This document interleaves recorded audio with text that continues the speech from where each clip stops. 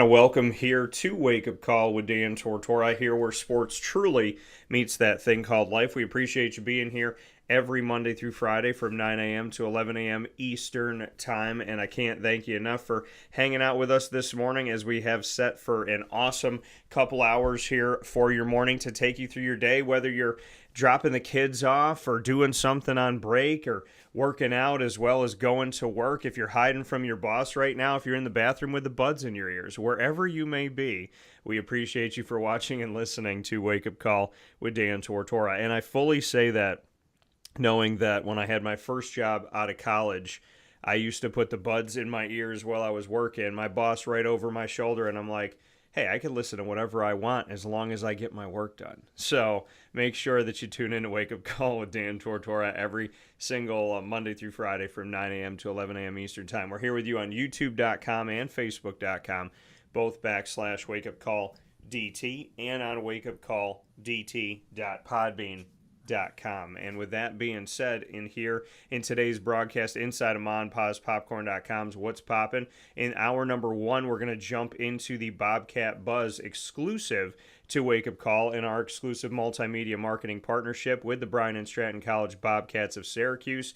You saw him for a little bit, a little primer, a little tease, so to speak, and now you'll have him back for a full conversation, and that is Carroll, the head coach of the Esports program at Bryant Stratton College of Syracuse, that will be breaking down a bunch of different pieces, a bunch of different topics here for us as we get set for esports on campus at Bryant Stratton College of Syracuse. And then we'll jump in hour number two with Papa Joe in his normal spot here every Thursday from 10 a.m. to 11 a.m. Eastern Time. PJ and I will be talking about the college football playoffs expansion, what's going to be happening in 2024, what could happen after that. The expansion may not be over. We're going from 4 to 12. We had a 6+6 model. Now it's 5+7. You'll find out what all that mathematics means in the second half of today's show. And then we'll also get into baseball, getting back in the swing of things, literally and figuratively, as Major League Baseball moves are also happening. And PJ and I will break down the diamond in hour number two. So with that being said, it is my honor and my privilege to have here with me, coming up picture in picture, and that being your head coach of the Bryant Stratton College Bobcats of Syracuse, and that is Mr. Carroll, here for the esports world and to talk about a lot of things this morning, including why Bryant Stratton Syracuse. Connor, how you doing today? I'm doing great. I'm very excited to be back, and thanks for having me on. Yeah, absolutely. I mean, what I love is you are rocking the Bryant Stratton colors today, but you're not just rocking the colors today, you're rocking them in a Marty McFly way, and I appreciate that. It's this 40-degree weather. I'm like, you know what? I'm gonna rock the vest.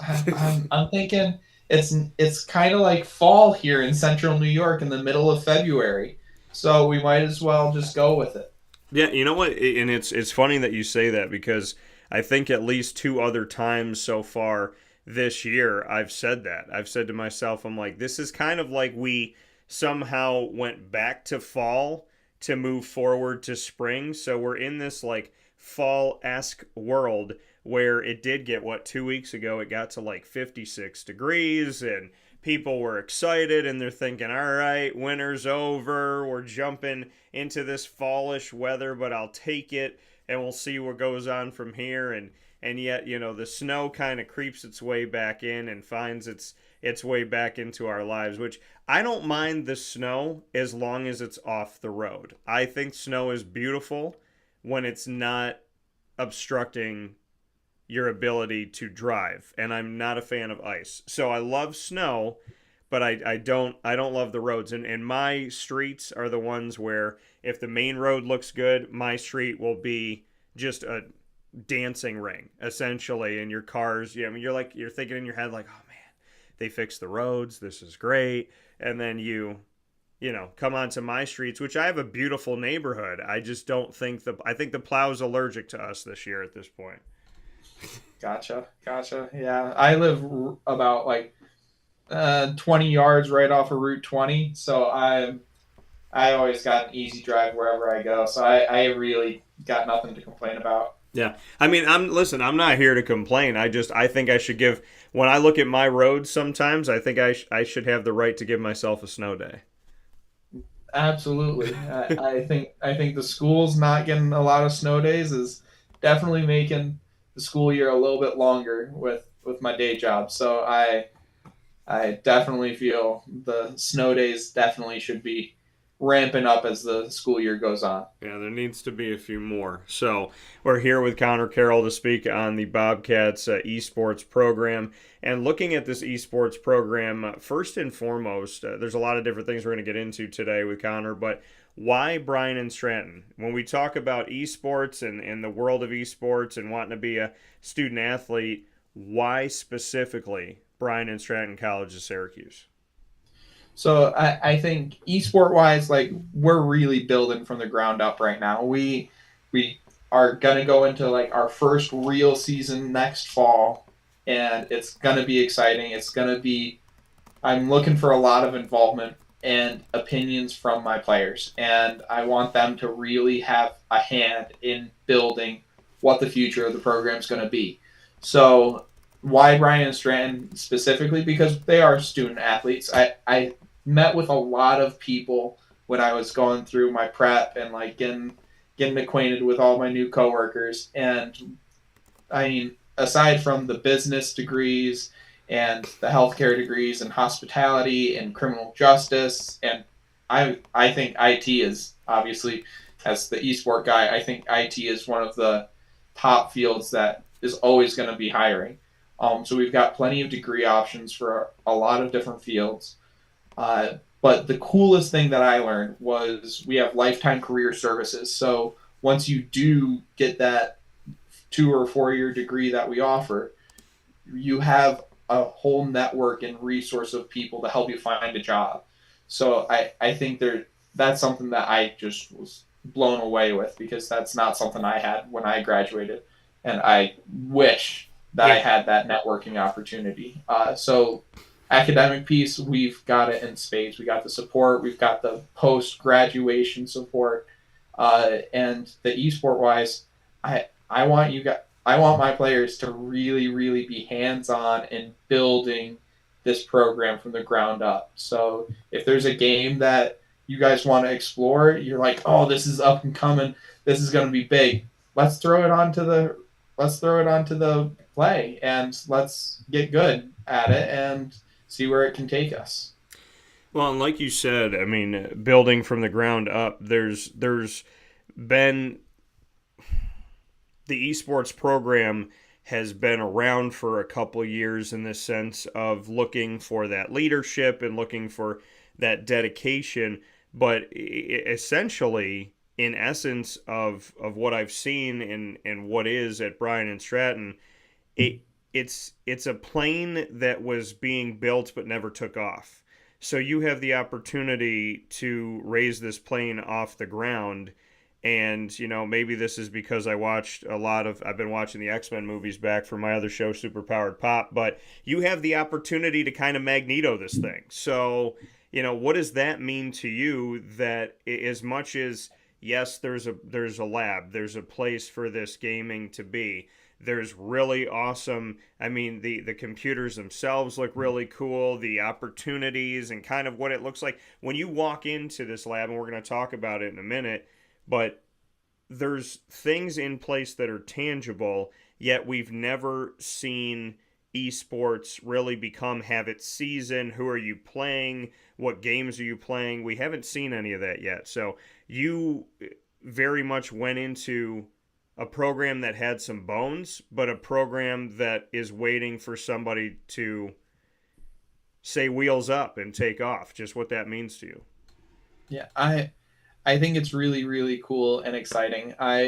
I've built 2 esport programs at the high school level now, and it's always cool to see like something come from nothing, obviously, and to see kids or not kids. I keep saying kids because of my day job, but to see these students come in for the open lab hours has been really cool. There's been different students coming in every single week. I have lab hours, and So just seeing like, oh, they care, they want to be in this room and use it, adds to my motivation to really provide a great opportunity for these students to compete. And I think there's really, really unique opportunities when you are a part of a team Yeah. and building those relationships with your fellow players and teammates and working together. There's always those struggles. There's always like arguments. Which is healthy. It's healthy to not always agree on everything. So I think that's what I'm most excited about come the fall. Is we're gonna have our moments where we struggle, Yeah. especially being in a new program. So it's going to be important that we learn to walk before we run. But I think that once we start establishing that community, that's where my real passion and excitement for building a program is. Well, you talk about building a community, and I know you've been recruiting and putting yourself out there to see, who's interested, to kind of gauge and go to different places. How has the recruiting trail gone for you, and just what that experience has been like in building this program and in trying to find the right people to help you build it? So I've started off mostly with reaching out to high schools. I've reached out to all of the local high schools I could find contact information for any of the esports advisors or the principals or the guidance departments. I'm reaching out, and the cool part is that the high school coaches and advisors that I have talked to, I have been super passionate, and they are interested in what college opportunities can provide to their students. So we kind of network together. It's like, okay, what are you struggling with that Bryant Stratton can help support, and like, how can we work together to build a relationship? I'm also going to start going to more in-person events because, hey, maybe you graduated high school a couple years ago, you joined the military, you joined the workforce, and now you're like, I want to get my degree. I Yeah. want to go someplace that's going to be able to help me do that. Brian Stratton can help. We've got those scholarship opportunities to get people involved, and you get to do something you love. You get to play video games, get some scholarship money, and get a degree all at once. That's a really cool opportunity. So I'm looking to go to more in-person events. There's Elite Gaming out in Syracuse, local place that hosts these tournaments, and so I'm actually going out there on Saturday this week to just see what it's like, see what talent is in the community and who might be interested, because we all come from different walks of life. So it's important that I'm not just reaching out to the high schools. I'm reaching out to local community members that are looking for a change of pace, looking for an opportunity like this.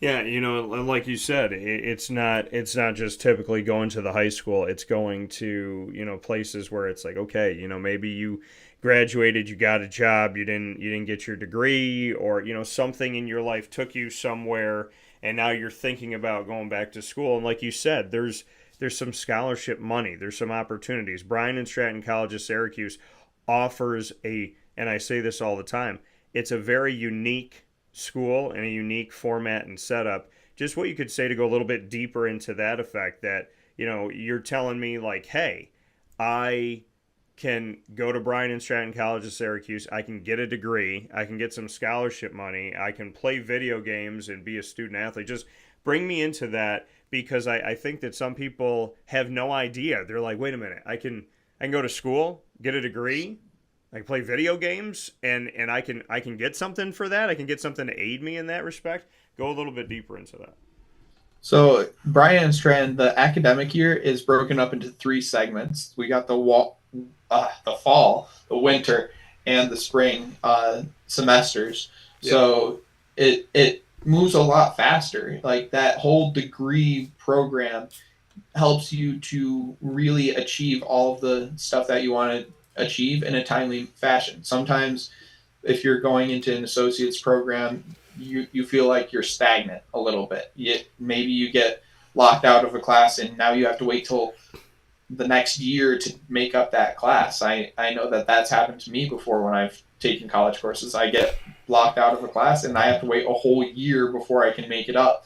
With these three, like these trimesters, essentially, we are able to like really help push you through a program and give you the academic support to be successful. And so I think you're not really huge of a pause on life. One of my really good friends, he grew up on a farm. He had to take a year off or a year or two off from going to college to go back and help his family on the farm. So he had a huge pause button that completely put a stop on his life. But I think of programs like this where we can help accelerate that and not have you put that pause if you're really looking for that degree to get you into a field. I think it's a really, really cool opportunity. And there's a lot of athletic programs, obviously, because there's a whole Bobcat Buzz. Like we've got so many opportunities, not just esports, but we've also got plenty of other sports for students to get involved with.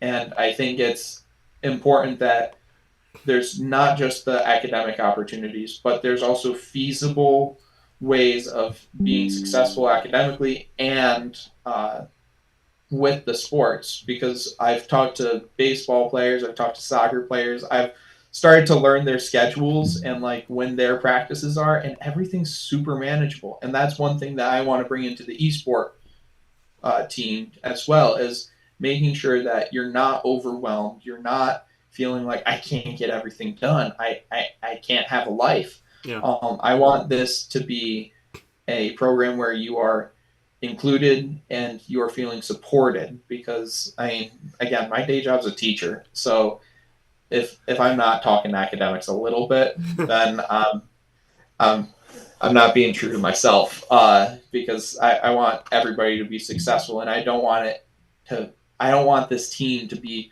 oh, that's just another thing I got to do. It's a team that's going to help support each other, make sure that we're all achieving our own goals while working towards our common goal of just being successful and taking on these other schools, and not just taking them on, but beating them. So, yeah, I mean, and like you said, I mean, you want to find passionate people who really care about this world, right? That take it seriously. It's not, I mean, you are a student athlete, and, you know, in being around my alma mater of Marywood University, they built this, you know, esports program, and that's when I really spoke with them about, okay, like you're this isn't just like, oh, hey, this is fun. You're a student athlete. Like you are considered a student athlete. It's not just basketball and baseball and soccer. Those are student athletes, and you're these other things. It's like, no, you're a student athlete, and you're a part of this mold. You're a part of what we're building in the athletic program.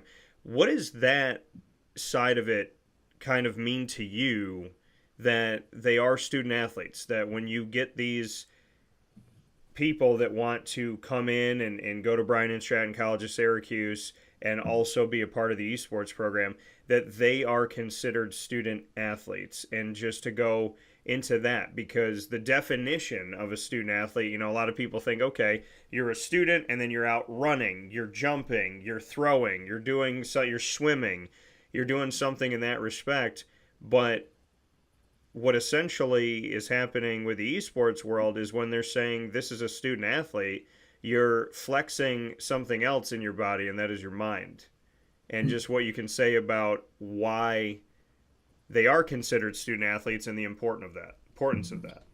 Yeah. So, I mean, esports doesn't have that same, like you just mentioned, it doesn't have that same aspect of, oh, I gotta get big, I gotta get strong. Like strength is a little bit different. But the same ideas of technique-driven skills, like I think Rocket League, when there's the air dribbling, I still can't air dribble in Rocket League. I baffles me how people can just float in the air. Yeah. So being able to do that and like have the skill to and coordination to do that, or communicating to your teammates, like, oh, I'm down.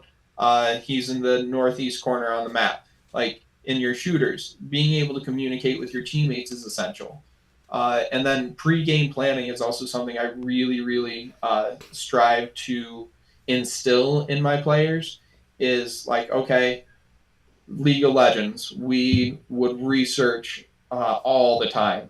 We would spend probably about 3 or 4 hours like looking up our opponents' stats, looking up their main players, who they main as their characters, and making sure that we had a game plan going into a match. It's just like watching film in football. Like the teams that show up on a Sunday morning, like I know at my high school, our team goes into the cafeteria every Saturday morning for like 3 hours before a game, and they're watching film. Yeah. So I think all of those ideas are still present in the preparation part of esports. And then one thing that I always look for, because I do research. I'm a nerd. Like math teacher, if nerd isn't part of like how you describe Connor Carroll, then I don't know what is. But like I've done a lot of research into like what makes a professional gamer successful, and the first things that always come up is eating right, getting lots of sleep, and exercising, because those are all just essential habits to making sure your brain's functioning at full capacity. So, uh, I mean, personally, I still got to work on the exercise part. If I want to level up my gaming a little bit more personally, I gotta get back to the gym. But I know that those same key habits that any athlete would be tasked with following is the same exact habits that an esport player should be following as well. Yeah, and I mean, and you bring that up, like you said, it's the basics of life, right? You're supposed to eat right, you're supposed to get sleep, and take care of yourself with some exercise, right? Get the juices flowing, get the body flowing, and I mean, I can honestly say at the beginning of COVID that I made the decision when everybody kind of felt trapped in the house. I was like, you know what, I can't do this. Like I don't want to do this, I should say. And I'm like, I have to get out. I have to do something. So I made myself go out and walk. And I did it for a day. And I did it for another day. And then I did it for 10 days straight. And then I did it for 20. And then I did it for 40. And then I did it for 80. And then I did it for 100. And then I did it for 200. And I just kept going, and it started this movement. And then other people were like, hey, I want to get out and I want to do this. I see what you're doing. Are you still running? Are you still walking? Are you still doing these things for yourself? And it's, what I found is, going off of your point, and I say this to people all the time, and when I got out and I walked a couple times last week with Lily, and I'm like, I need to make this my thing again. Why am I not doing this every single day? I went back to saying what I said years ago. Healthy mind, healthy body, healthy body, healthy mind. When you take care of your body, it frees your mind, it clears your mind. When you take care of your mind, your body is more at ease, because they talk to each other, and albeit subconsciously, they are working together. And I just felt like I had more peace in my mind in walking. I had more control of my mind in walking, because they say we use 10% of our brains, and that your mind is such a powerful thing. And if you don't control it, it can control you. When I went out and I was walking, I just felt like I have more control than I've ever had. I have this peace. I have this calmness. I have a strong faith. So I'd be praying to God and walking, listening to music, kind of working things through with myself, talking things through. And it was so helpful. And then you think about when you eat right, they say since we were kids, and we don't listen, but you are what you eat. If you eat that stuff that's not high in nutrition, no matter how much you eat, you feel lethargic. You feel like you're kind of just moseying along. And there's certain places that I won't name that I've eaten food at where I wake up in the morning and I feel like I got hit by a truck.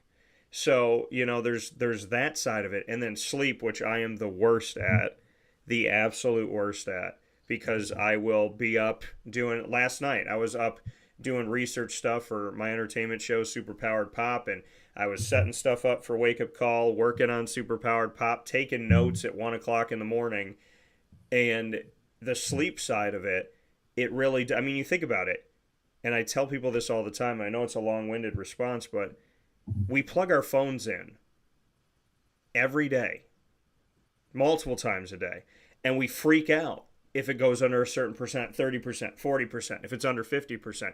I need my phone, I need my phone, I need my phone. We plug our phone in to give it life, but we don't plug ourselves in to recharge our own battery. And I find it so unique in humanity that we cannot go with a low battery phone, computer, or tablet, but we will run on low as a human being all the time, not plugging ourselves in, aka sleeping. So I find it so awesome that you mentioned those three things of like, hey, being a student athlete in esports is the same thing as being a student athlete in anything else, is the same thing as being successful in anything else. You have to eat right, you have to sleep, and you have to exercise. Yeah. It's, I mean, I love that you're bringing the phone analogy into it, because like I was the same way. I was recording some stuff for my YouTube channel yesterday because I lost 8 hours worth of work, and I woke up bright and early. I'm like, I gotta get this video out, so I'm recording at 8 a.m. trying to like get through it, and I'm like, wow, I'm not enjoying this right now.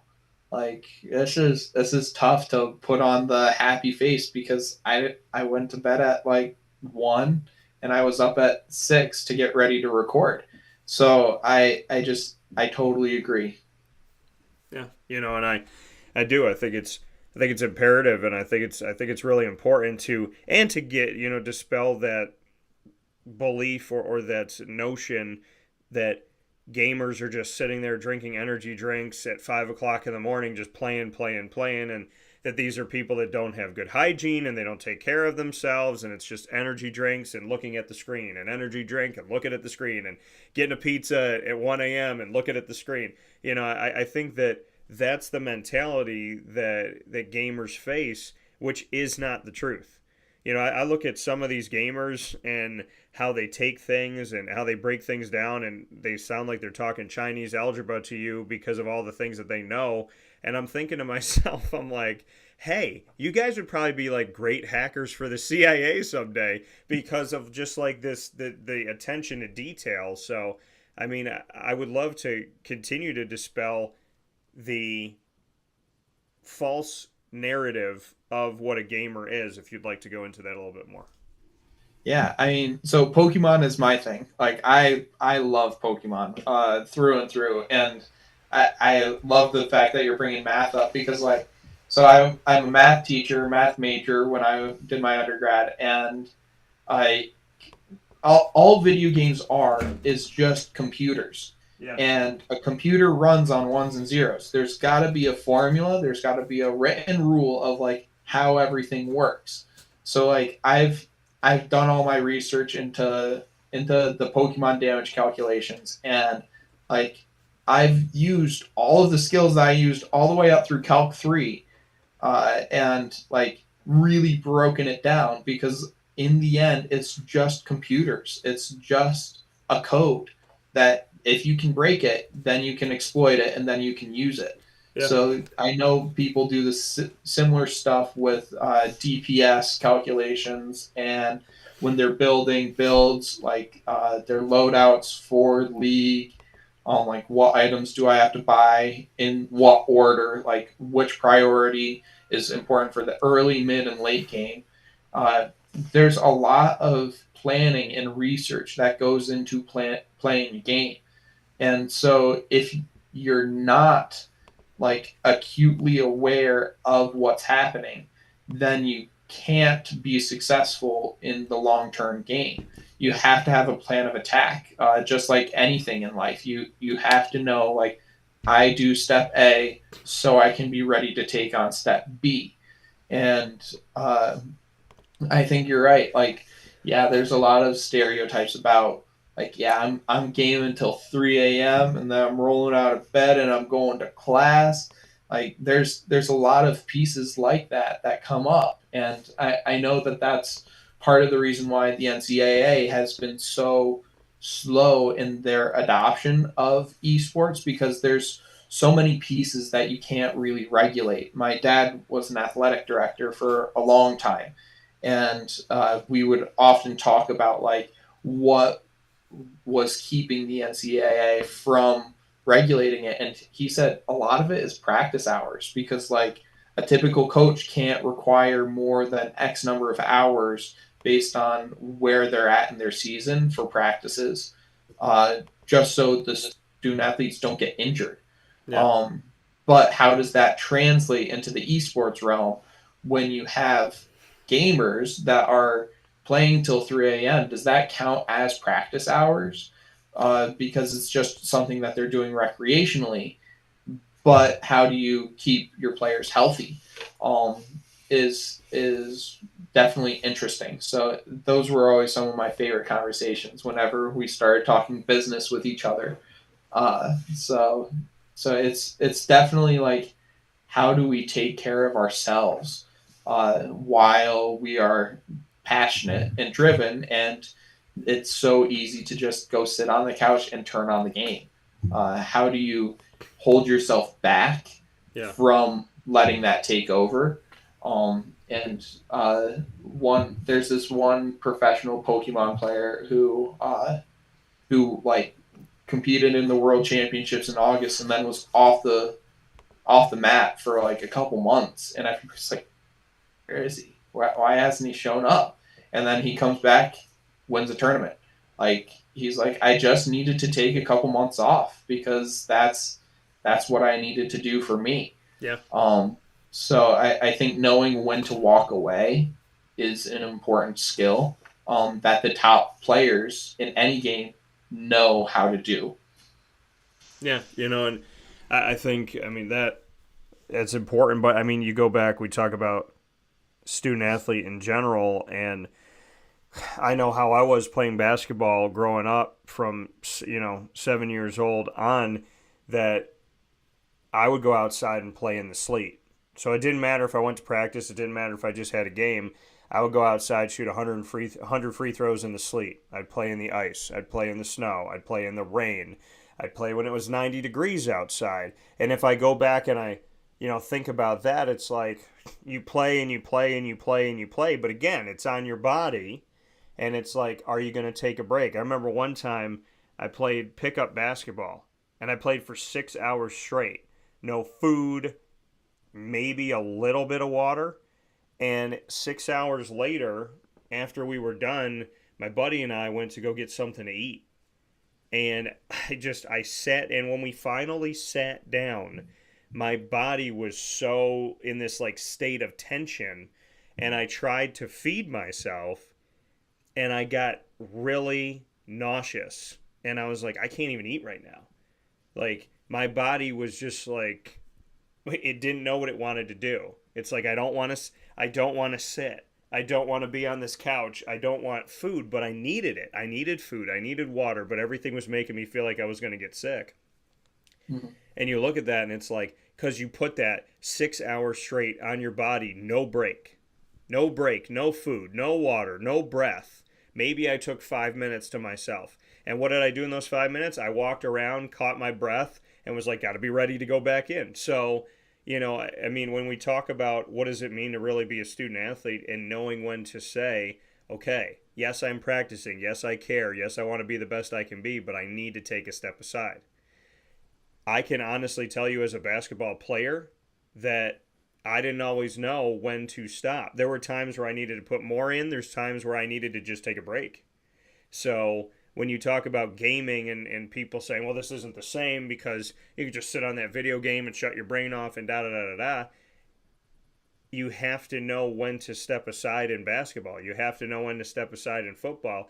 You think about, I remember there was a movie made about these women's basketball twins that went on to the WNBA, and one of them was so mad that like they weren't doing what they needed to do, and they were good, but they wanted to be better and better and better. So she's outside and she's hitting that stop with her foot, and she's going and hitting it again and hitting it again, and she ends up hurting herself.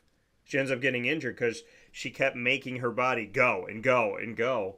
So, to your point, every sport has to have this, okay, take a step aside. Now, I understand in the gaming world, you can tell somebody, okay, you can only practice for 2 hours, so, you can't play the rest of the day, and they're used to playing every night after dinner, so they have to pull themselves back. But in the same respect, I could have had a basketball coach tell me, hey, after practice, when you go home tonight, don't stand in the driveway and shoot.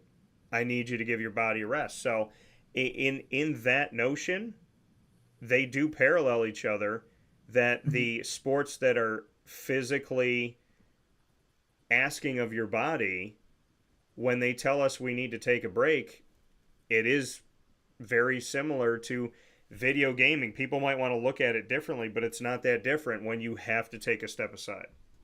Yeah, I mean, so like especially with video games, when you're mentally checked out Yeah. of a game and you're rage playing and you're tilted, you're building bad habits because you're misplaying, you're not mentally present. So Yeah. So that practice then becomes counterproductive. We might not be getting injured like a traditional athlete, but we're building bad habits that are going to hinder future play. So I think that it's just really important.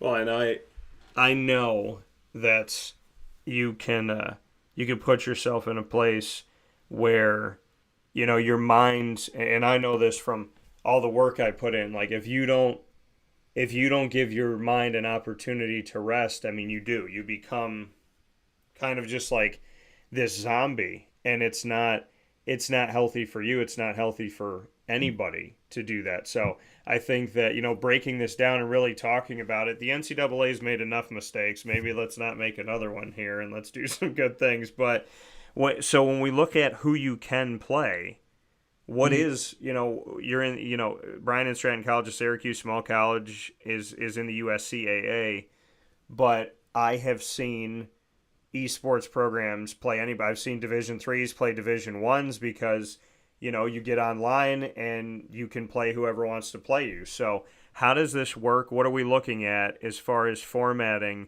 for how it's going to be handled? Is it under the USCAA? Do you have restrictions on scheduling? Bring us into that.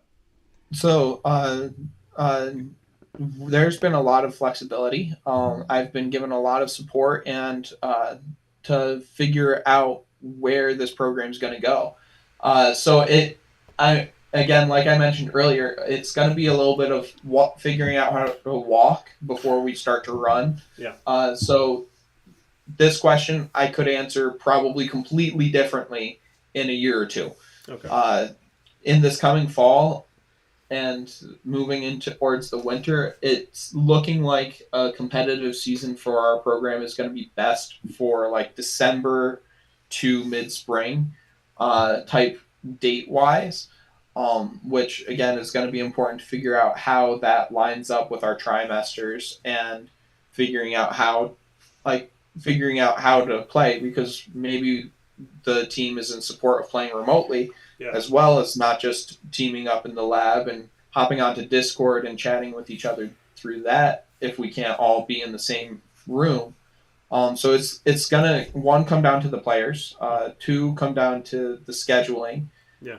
And three is I think this coming fall and winter we're gonna be more looking at like scrimmages and like, okay, reaching out to, I know that Bryant Stratton Rochester's got an esport program, like connecting with them, seeing like, hey, you wanna play each other, and using them as a model for how to progress through this building of the program. So I think it's going to be a lot more scrimmages as we continue to build up. So we are still competing. We're still getting out there. We're still getting involved. And I'm also excited because while setting up through a scrimmage type format might not lead to playoffs or championships, there are still local opportunities because, like I said, with the Elite Gaming tournament this weekend, where I'm going to be there and I'm going to look at duos playing Fortnite. Like maybe I've got a couple, I can field a couple teams to enter into that tournament and be a part of it. So there's a championship opportunity that might not be against other colleges or like but tournaments can still offer those opportunities. And there's a plethora of different tournaments that you can enter online. Maybe not against other colleges. Maybe it's against other just like people playing with their friends at home, but we can still represent Bryant Stratton at those tournaments. And I'm excited and looking forward to providing those opportunities to my players. Yeah, and I mean, like you were saying, providing these opportunities, these scrimmages and whatnot, and different things that you can do. I mean, I think, and I could be totally wrong with this, but in the NCAA worlds, and I know, this is the USCAA, but there was kind of like, hey, you play who wants to play you. And so, like I said, my alma mater, Marywood D3, they were playing Division One institutions. They beat, they went up against and beat Purdue. So, as you kind of put this together and assemble it, are you looking at, like you said, the answer can change over time, but are you looking at the Bryant Stratton, Rochester, Albany, Buffalo? Are you looking at making that a thing? Are you looking at, playing NCAA schools? Because we know that has happened in the world of, Bryant Stratton College, Syracuse men's and women's basketball. They've done that recently. The women's team played UMBC, a Division I institution. So how would you like this to be? Is this like a regional thing for you where you reach out to places that have esports and just for argument's sake, not that they necessarily do right now, but Colgate, Cornell, Niagara, Siena, Canisius, playing in-state schools. How do you envision in a perfect world what your schedule would look like? I mean, I think it's going to come down to networking, and it's going to be a little bit more on my part to reach out to schools like you mentioned, and know like what other schools match our passion, Yeah. because obviously like we've been talking about Bryant Stratton, Syracuse, we're developing our esport program, and we're hoping and working towards building it to be more and more successful. So I'm looking for I personally be looking for colleges that share that passion and that drive, because SU just put in a new or they're really working towards their esports team, and I think they've got a couple new things that are coming out soon too, and new opportunities. So like that would be a great place. SUNY Canton has a beautiful esports lab, and it's almost like an arena. Like it's so cool. So I'd love, and again, that's just showing their school's passion and dedication to esports. And if we can get involved and network with schools with that level of passion and commitment to their esport programs, that like their SU's building new stuff, SUNY Can's got a lot of resources already. Like if we can work with those schools and start to build each other up, I think that the potential is limitless. So I'm looking for schools with passion and drive. Yeah, and I think that's great, especially those examples because, for me, for Syracuse, I'm thinking in my head, like, they got to get on this, right? You don't want to be following the curve. You want to be creating it. And there's been schools, and you mentioned SUNY Canton, I've seen institutions, and again, it doesn't have to do with NCAA, USCAA, division this, division that. It has to do with a school's leadership that sees value in esports that wants to make the move, because the best facilities that I've seen, none of them have been NCAA D1. It's just been schools that are like, hey, this is what we want to do.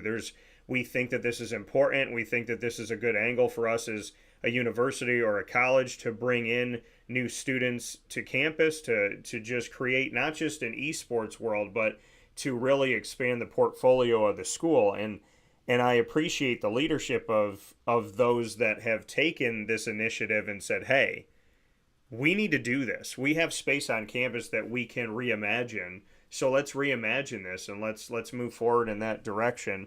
And so, I mean, I love that. To speak on your facilities, I have said in the past couple of years that I would love to be gifted one of the computers because of the bluish green and the Bobcat and all that. I mean, these are really, really cool looking computers, and there's different things that have been added. So there's rows here in the esports lab, so to speak. So we have the different rows and different computers there set up for us to game, and then there's a couch that has the gaming atmosphere right there. You can kind of just pick it up and play. What do you envision of what you have, what's at your disposal? Are you looking at adding things? Are you looking at changing things? What is esports going to look like under Connor Carroll? So I've talked to our IT department and like how they had the room set up to foster this competitive environment where we've got 12 PCs, four in the back, two rows of three facing each other in the middle, and then another two on the other side of the room.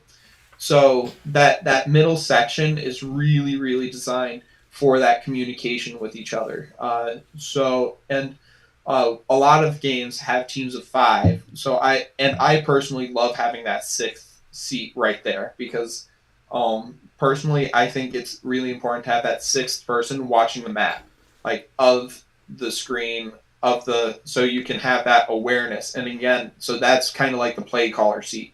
So I think having 6 is such a cool opportunity, especially when you look at like what was the game? Oh, now my mind's slipping. But I think it was Valorant. It has teams of 5. So having that 6th seat is such a cool opportunity to have like a play caller be involved in the game. And so again, communication is going to be huge when it comes to my team, and using the other spaces in the room. So we have 12 seats. We could have like a 6v6 type atmosphere of like we have an A team and a B team maybe, and we have our starters and we have our subs. So having that communication is really, really important because maybe we have a round that doesn't go too well, and somebody's like getting tilted, and like just like any other player, if you have someone on the court like that's just slapping the basketball out of somebody's hand, causing foul after foul, you pull them out. Yeah. And having that sub ready to walk in and go into the game after a round, I think is really, really huge. So I envision like I would love for every seat to be filled at those PCs and have like 1-to-1 subs for each spot. Because that's just like any other game. Sometimes you just need a sub. And so I'm hopeful to have every seat filled, and lots of teamwork. Yeah.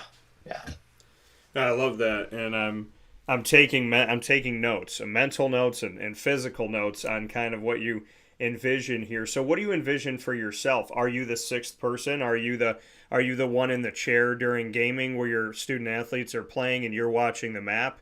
Are you the shot caller? Are you the play caller? What is that for you? So I think I know what I'm good at, and I know what my players are going to be good at. So if the 60 is empty, then I'm in there because that's my role as the coach. I need to be there for my players. But if it's a game, because like I don't know that much about Valorant, I'll be honest. Like I haven't played it all that much. So if it was Call of Duty, I'm in. But Valorant, I don't know that much about. So I really rely on the strengths of my players to be the leaders. So I know where I should contribute, and I also know when I should be pulling back and relying on the strengths of the players. Because that's the other thing with esports is there's so many different games that you can compete in. I know where my strengths are, and I know that sometimes my players are going to be able to outdo me. And sometimes I'm going to be asking players to play games that they're not all that comfortable with. Yeah. So I think it's going to be important to recognize our strengths as a team and communicate in advance and plan accordingly, because we're not always going to be playing the games we're most comfortable with, and that's okay, because I know that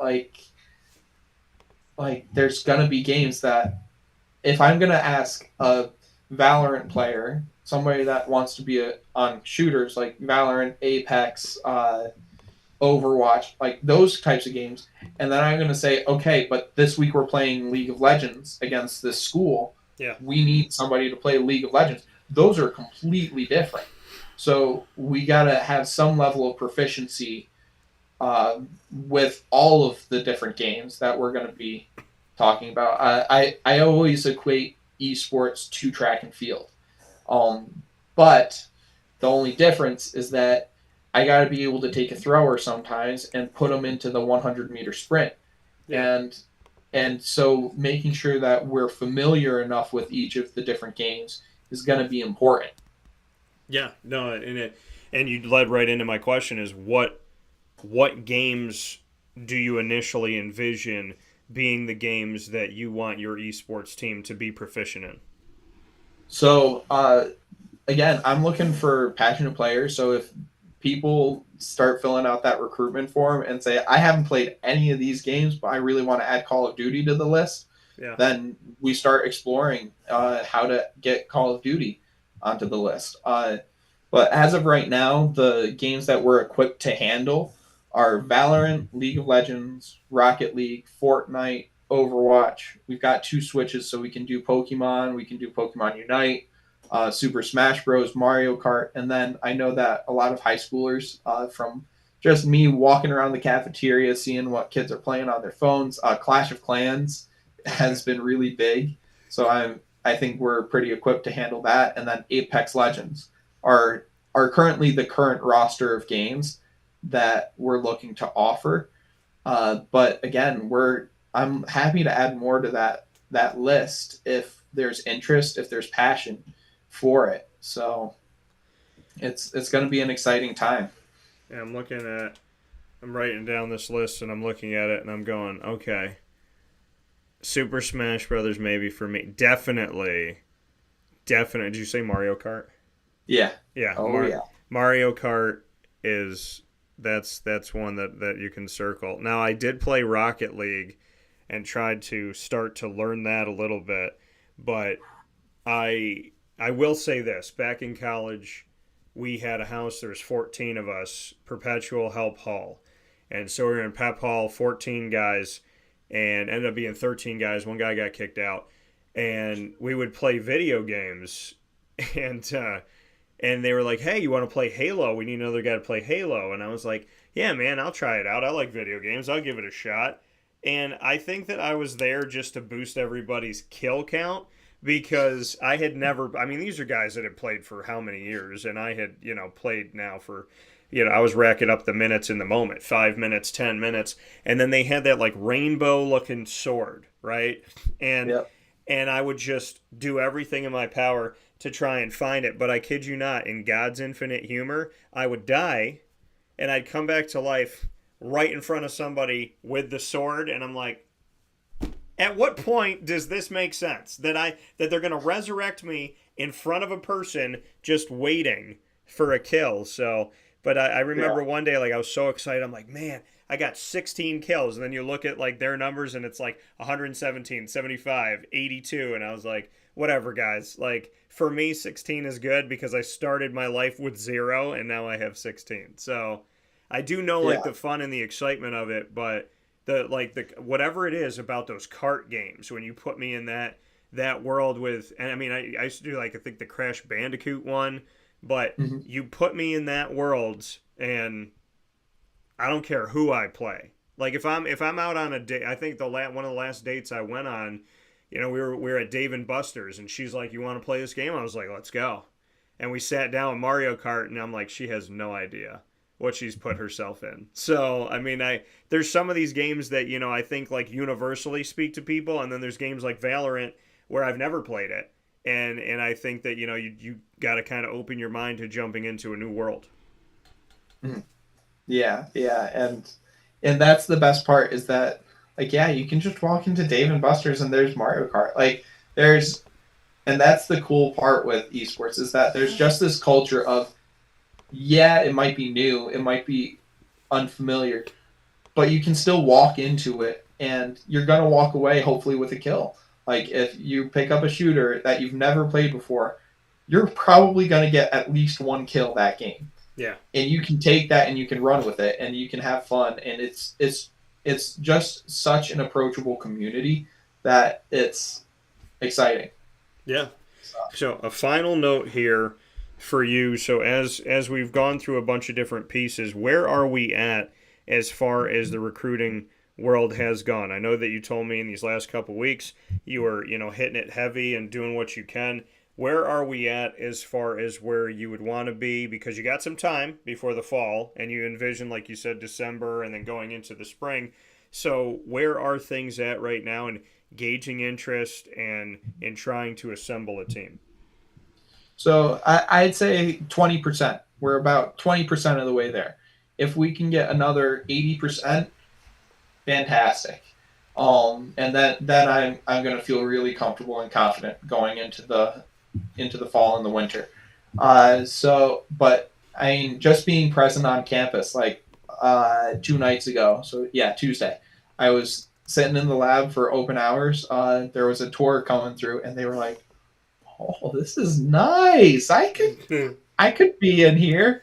So I'm excited to be more present on campus now that I'm in. So I'm just finishing up month number 2, I guess, in this job, and so I'm excited to be more around campus and be present and be like have those spontaneous, exciting moments where like, oh, perfect, yes, you're interested. This lab could be yours. Yeah. So I'm excited to keep helping the program grow and keep reaching out. I'll be at Elite Gaming. If you're Syracuse and you're interested and you're looking for the guy to come talk to, come find me. I'll be there for a good bit of the tournament. I'll have my QR code to the recruitment form. Be like, scan this, and I can get you set up. So, yeah, I'm just looking for people to contact me so I can contact you and get you in touch with this awesome opportunity. Yeah. And that's so how would you like them if they're watching and listening right now, how would you like them to contact you? Email me. My email is available on the Bryant Stratton page. I love that you stole the little picture from my announcement article getting hired. So my contact information's up there, and we also have this great recruitment form that like takes you through the whole inventory. One of the people that filled it out included their YouTube channel because I've got a spot on that form for you to include your socials. So I will help get your viewer counts up, subscribers. I'll subscribe to your channel on like my 5 different YouTube accounts. So I'll help boost your socials. I'm excited to just get involved, and those are definitely the best 2 ways. Shoot me an email or fill out that recruitment form so I can get your number, get your email, so we can start reaching out and connecting. Yeah. Yeah, so make sure you go on the Bryant and Stratton website. Of course, you have links to Bryant and Stratton on wakeupcalldt.com, syracuse.bscbobcats.com. You can go on to the website itself and you can see everything there. You can also see the announcement for Connor Carroll, and you can follow all the information on the site, syracuse.bscbobcats.com. As always, Connor, I appreciate it. I appreciate the extended opportunity to go into recruiting and scheduling and gaming and all the different things you're looking at and why they should be considered student athletes. So with the esports head coach here for Bryant and Stratton College of Syracuse, Connor Carroll, as we build toward the future, I look forward to telling the story. Thank you, sir. Well, thank you for having me. I'll talk with you soon. Sounds good. Take care. That coming here from Connor Carroll one more time here on Wake Up Call with Dan Tortora, where sports truly meets that thing called life. We're going to take a step aside for a fast break. When we come back, PJ is going to be joining me. Papa Joe and we will be discussing college football, the expanded format. What is it going to look like? What are the rules of this format, and does it really change anything? We'll discuss all of that and Major League Baseball moves right after this fast break, where sports meets life on Wake Up Call with Dan Tortora.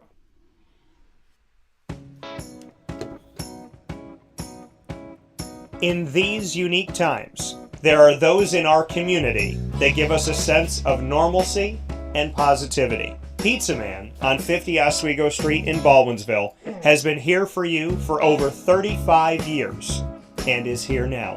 Call 315-638-1234 or order online at pizzamanbville.com to bring those familiar tastes into your home. And remember to come see our monthly on-site broadcasts centered around the community and our Baldwinsville Bees. Pizza Man in Baldwinsville. Any way you slice it, they are always here for you.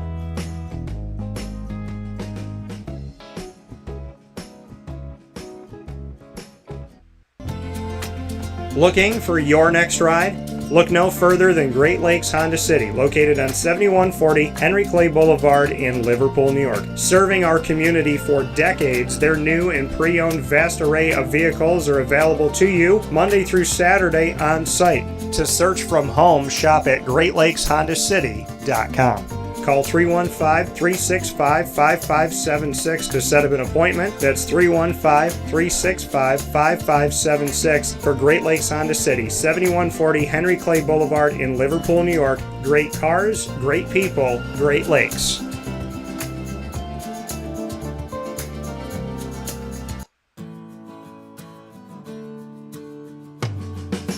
Our corporate purpose at Chick-fil-A is to glorify God by being faithful stewards of all that's entrusted to us and to positively influence all those who come in contact with Chick-fil-A. And what became increasingly clear from our success in Cicero is that people love Chick-fil-A. And also I think we recognized that, we had a great opportunity to grow the brand and grow our platform. I felt incredibly grateful when I was selected to be a Chick-fil-A operator. I think what it's meant for me, what I've come to realize on a very deep level, is that this is a calling for me. It's not a career, it's not a job. The Lord called me to be a Chick-fil-A operator and to use these restaurants to glorify Him and to positively influence other people. I'm blessed. I'm very blessed. Head to Chick-fil-A Clay on 3974 State Route 31 in Liverpool, New York.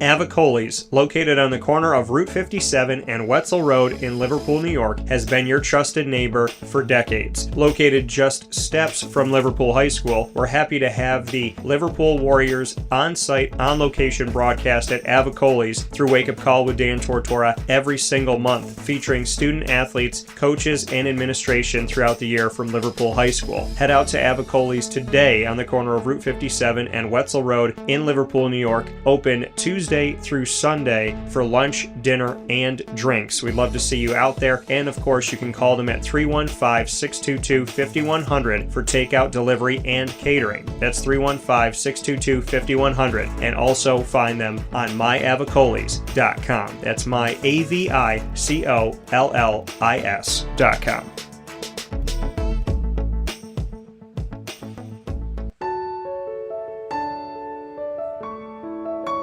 Having peace of mind when you're out of town that your furry-loving friend is safe and sound means taking them to Canine Campground, because we all know that when it comes to the love of our pets, it goes well beyond the call of duty to make sure they're safe and sound. Right, Lily? So take a ride to 242 Johnson Street in East Syracuse, New York, and see Canine Campground and where your dog will be staying, in the classic cabin, the executive cabin, the grand cabin, or of course the luxury cabin, because if you know Lily, you know she loves luxury. Now you don't have to wait to the last minute to find a family member or a friend that'll take your dog for a few days. Call Canine Campground at 315-299-4013. That's 315-299-4013. Their drop-off and pickup times are Monday through Sunday. Check K9 Campground.com for more information. That's the letter K, the number 9, and campground spelled with a K.com. K9campground.com. When you're going out of town, bring your dog to K9 Campground.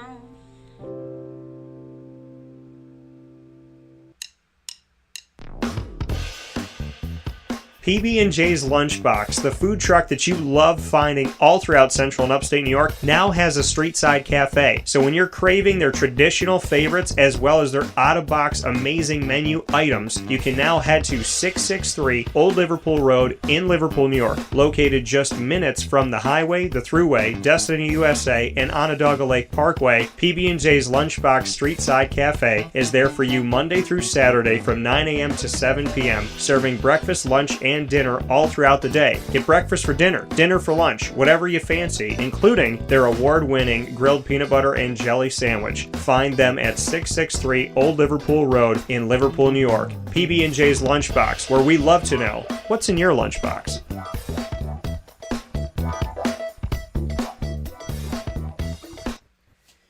Welcome back here to Wake Up Call with Dan Tortora, hanging out with you where sports truly meets that thing called life. And Papa Joe, I don't know if it has to do with the solar flare stuff and all that's been going on, but PJ is not able to be with us at the moment. So what I'm going to do is I'm going to take us through this, and I'm going to bring us into the college football playoff side of things and the expansion of the college football playoff. So let's go ahead and discuss that now, as this college football playoff format is changing. And it may, folks, it may change again.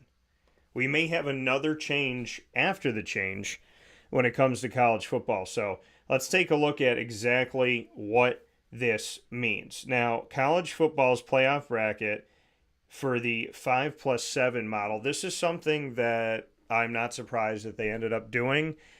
Definitely not surprised in this at all that this was the decision that they made for the ultimately kind of taking a look at everything and saying to themselves, okay, there's no Pac-12, right? And they wanted to protect the power, the quote-unquote power king. You know, I don't like talking about these conferences like this, but for the argument's sake of having the discussion, they wanted to take these quote-unquote power conferences and they wanted to protect them. So they had this 6+6 rule in the expansion, which was a way of saying we're going to take care of the Pac-12, the Big 12, the Big 10, the SEC, and the ACC in no specific order, but we're going to take care of these conferences, plus we're going to throw a little bone, a little carrot to the other conferences that are there, right? There's 10 in the FBS, so we're going to take care of the 5, quote-unquote, power, and then we're going to give one spot to either the AAC,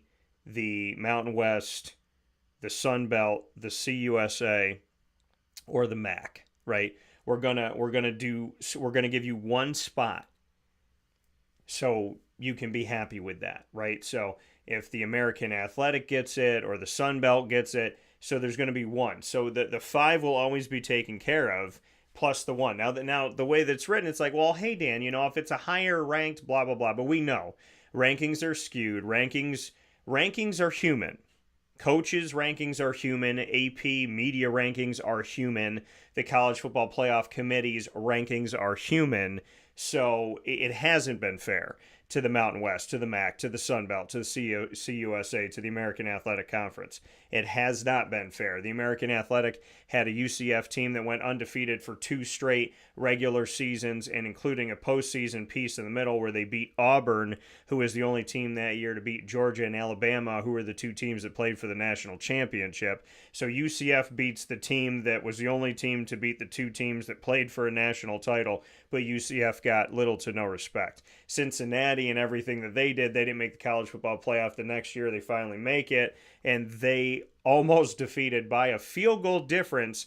They lose to the Georgia team that goes on to win a national championship the following year. So I know what it's like to cover a conference that doesn't get respect that they've earned. We look at Coastal Carolina a few years back. We look at Boise State back in the BCS world in the Mountain West. So to and again, The argument to me could say, Dan, well, hey, we're not saying that, and now with the Pac-12 dissolving, you have the ACC, the SEC, the Big Ten, the Big 12. So you look at those four, and they're saying, hey, Dan, listen, like if the American is ranked higher than any one of these four, then they get in, and then that fifth team could be an SEC team or an ACC team. Listen, more often than not, that's never going to happen because the rankings aren't going to let that happen because the rankings are human. And the rankings already with people having this power mentality. See, this is the issue. At the basis of everything, when you say something is going to be more fair, you have to look at the reality of, is it really going to be more fair?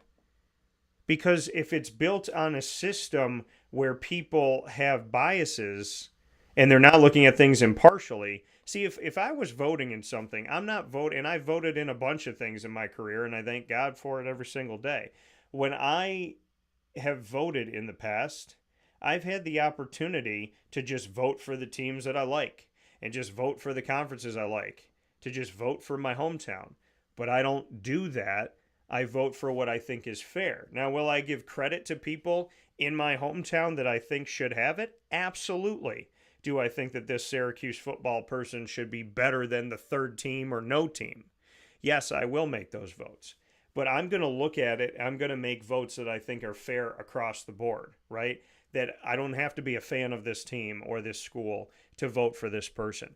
I believe that when you're voting, you have to be impartial. You have to look at the information. You have to be honest with yourself. There's one time that I picked Syracuse first in the ACC. I've covered the ACC for over a decade. There's one time in men's basketball, and that was the year Syracuse made the Final Four of over 330 schools. So tell me I was wrong. I picked Syracuse and North Carolina to be the top two teams in the ACC, and they were the two teams representing the ACC for a national championship in the Final Four down in Houston, Texas in 2016. So tell me I was wrong.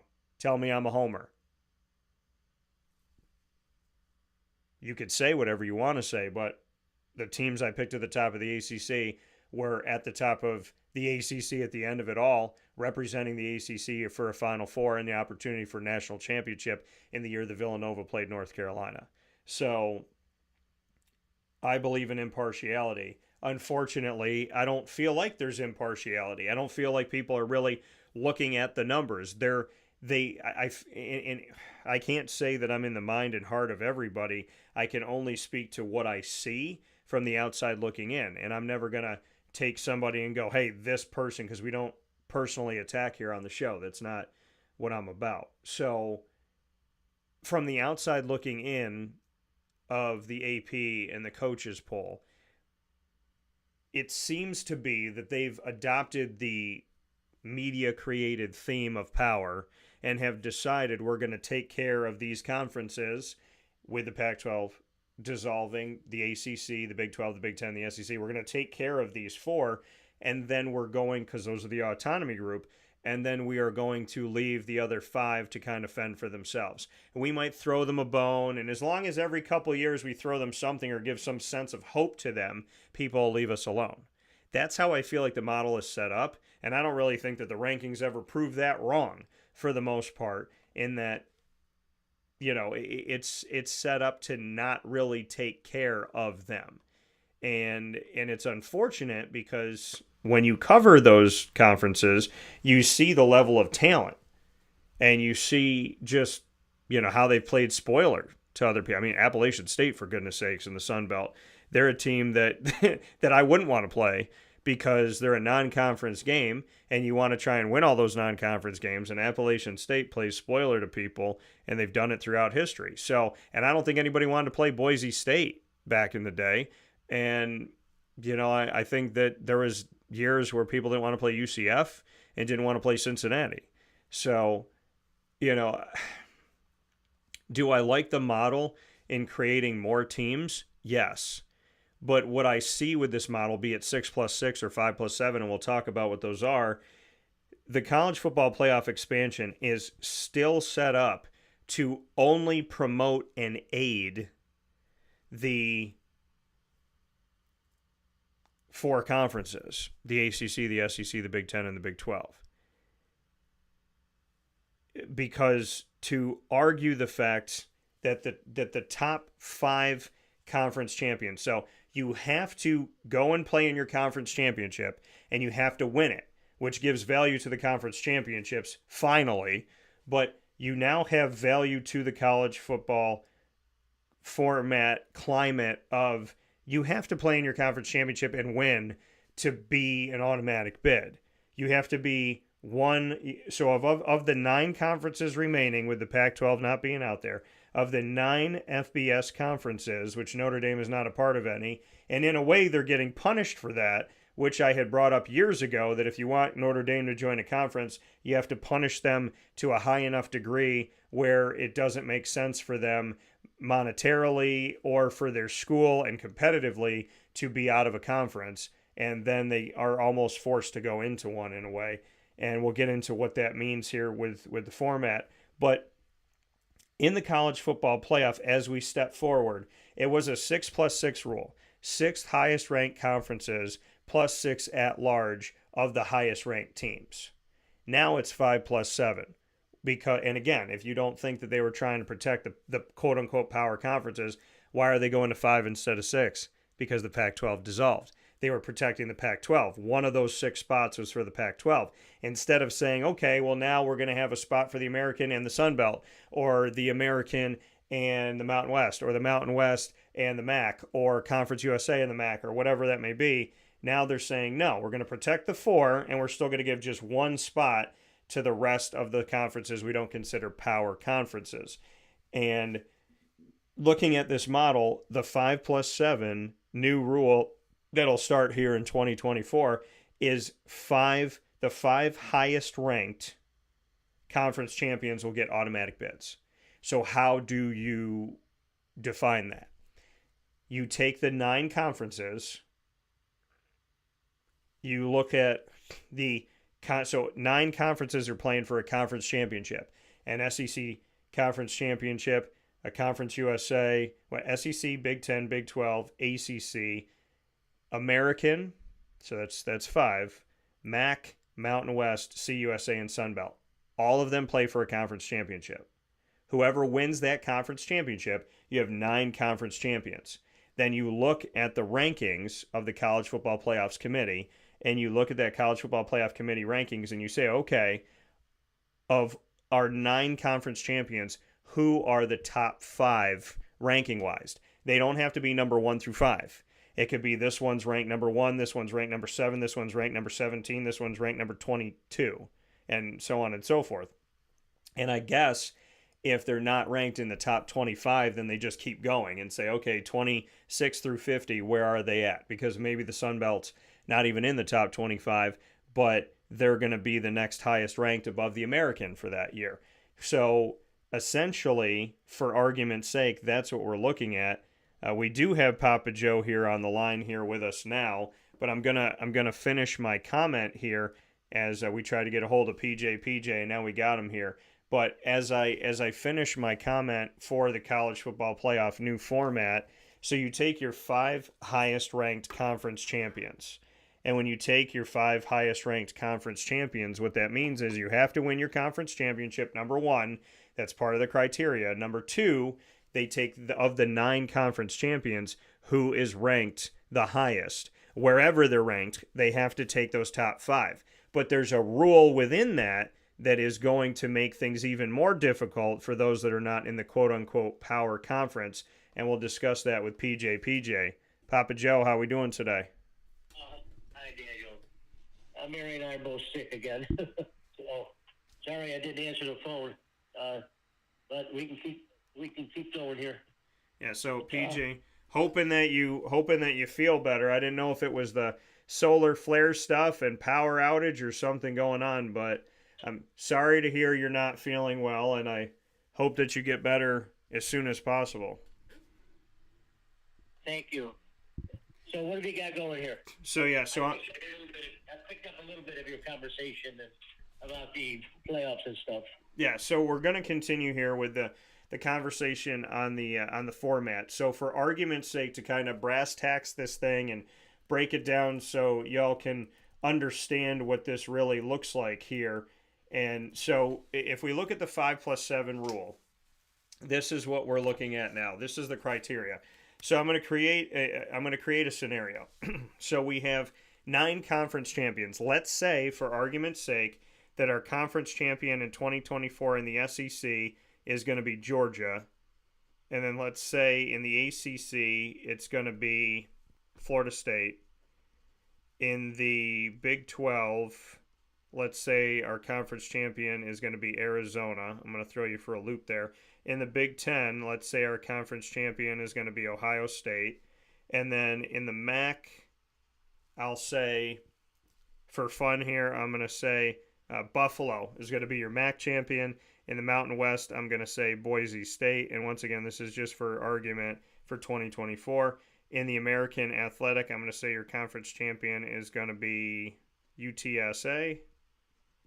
And then, who am I missing here? In the Sun Belt, I'm going to say your conference champion is going to be Coastal Carolina. And in Conference USA, I'm going to say Liberty is going to be your conference champion. Okay, so that's 1, 2, 3, 4, 5, 6, 7, 8, 9. Okay, so we got everybody. So now, let's say that, so in the rankings now, so now these are our conference champions in 2024.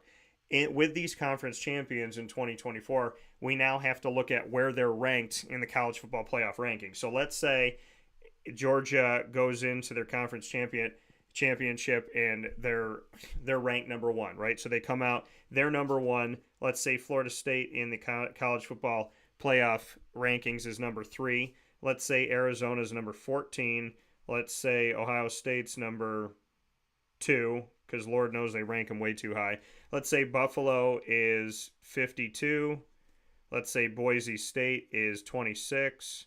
Let's say UTSA is 24. Let's say Coastal Carolina is 27. And Liberty is 41. So this is so essentially now we're going to take the top 5 of these 9 champions as far as rankings. So Georgia's going to get an automatic bid. They're going to be They're going to be a 1 seed. They're going to be the 1 seed. We're going to look at Ohio State is going to be the 2 seed. Florida State is going to be the 3 seed. Arizona is going to be the 4 seed. And then here's where it gets interesting. Our 5th automatic bid, we look at it and say, okay, of the ones that are left, who has the highest ranking? That would be UTSA at number 24. So now we're going to take UTSA, but they're not necessarily the 5th seed. Now here we go on this. The 4 highest ranked conference champions will get the top 4 seeds in order, which I just gave you in argument's sake. They will get a first round bye. So Georgia, in this scenario that I created, Georgia, Ohio State, Florida State, and Arizona, 1 through 4, will have a first round bye. Now, after that, those teams may be ranked behind other at-large teams in the final selection committee rankings, but if a team, as an example, has the third highest ranked conference champion, it will jump straight to number 3. Now, after that, the 5th highest ranked conference champion, so now we're looking at the MAC, the Mountain West, the American, the Sun Belt, and CUSA. As we find that, which in this case, in this argument, is UTSA, the 5th highest ranked conference champion, which is coming out of the American in this example, is not guaranteed anything other than a spot in the field. If the 5th highest ranked conference champion is ranked behind the 7 at-large selections, it will be the number 12 seed, and they will get totally screwed over. So, not only are they only giving 1 spot to the remaining 5 conferences that are not quote-unquote power conferences, they are punishing that team by saying, if our next, and in this case, I have UTSA ranked 24, so now they're going to have all those other teams go ahead of them. The 4 conference champions from the quote-unquote power conferences are the top 4 seeds, and they get a bye. The 5th conference champion highest ranked doesn't get a bye and may have to be the 12 seed out of 12 and get totally screwed. Even though they're an automatic bid, they're now below all of the at-large teams, which is exactly what I think people like Mike Oresco of the American were fighting against. Now, the higher seeds in the first round will host the playoff games either at their home stadium or another location of their designation. After the first round, the 6 games that make up the quarterfinals and semifinals will be in a rotator of the New Year's 6 bowl games, which I talked about before: the Rose Bowl, the Sugar Bowl, the Orange Bowl, the Fiesta Bowl, the Peach Bowl, and the Cotton Bowl. Notre Dame, here's another thing that jumps into the ruling here. Notre Dame, since it is not a conference member, will not be eligible for a top 4 seeding, regardless of their ranking. The highest seed that Notre Dame can have in any college football playoff from 2024 and beyond is the number 5 seed. The Fighting Irish not only agreed to this, but they had an intimate role through their athletic director, Jack Swarbrick, in crafting the 12-team playoff format dating back to a proposal that happened in the summer of 2021. So that's what it looks like. Notre Dame can never be higher than the 5 seed.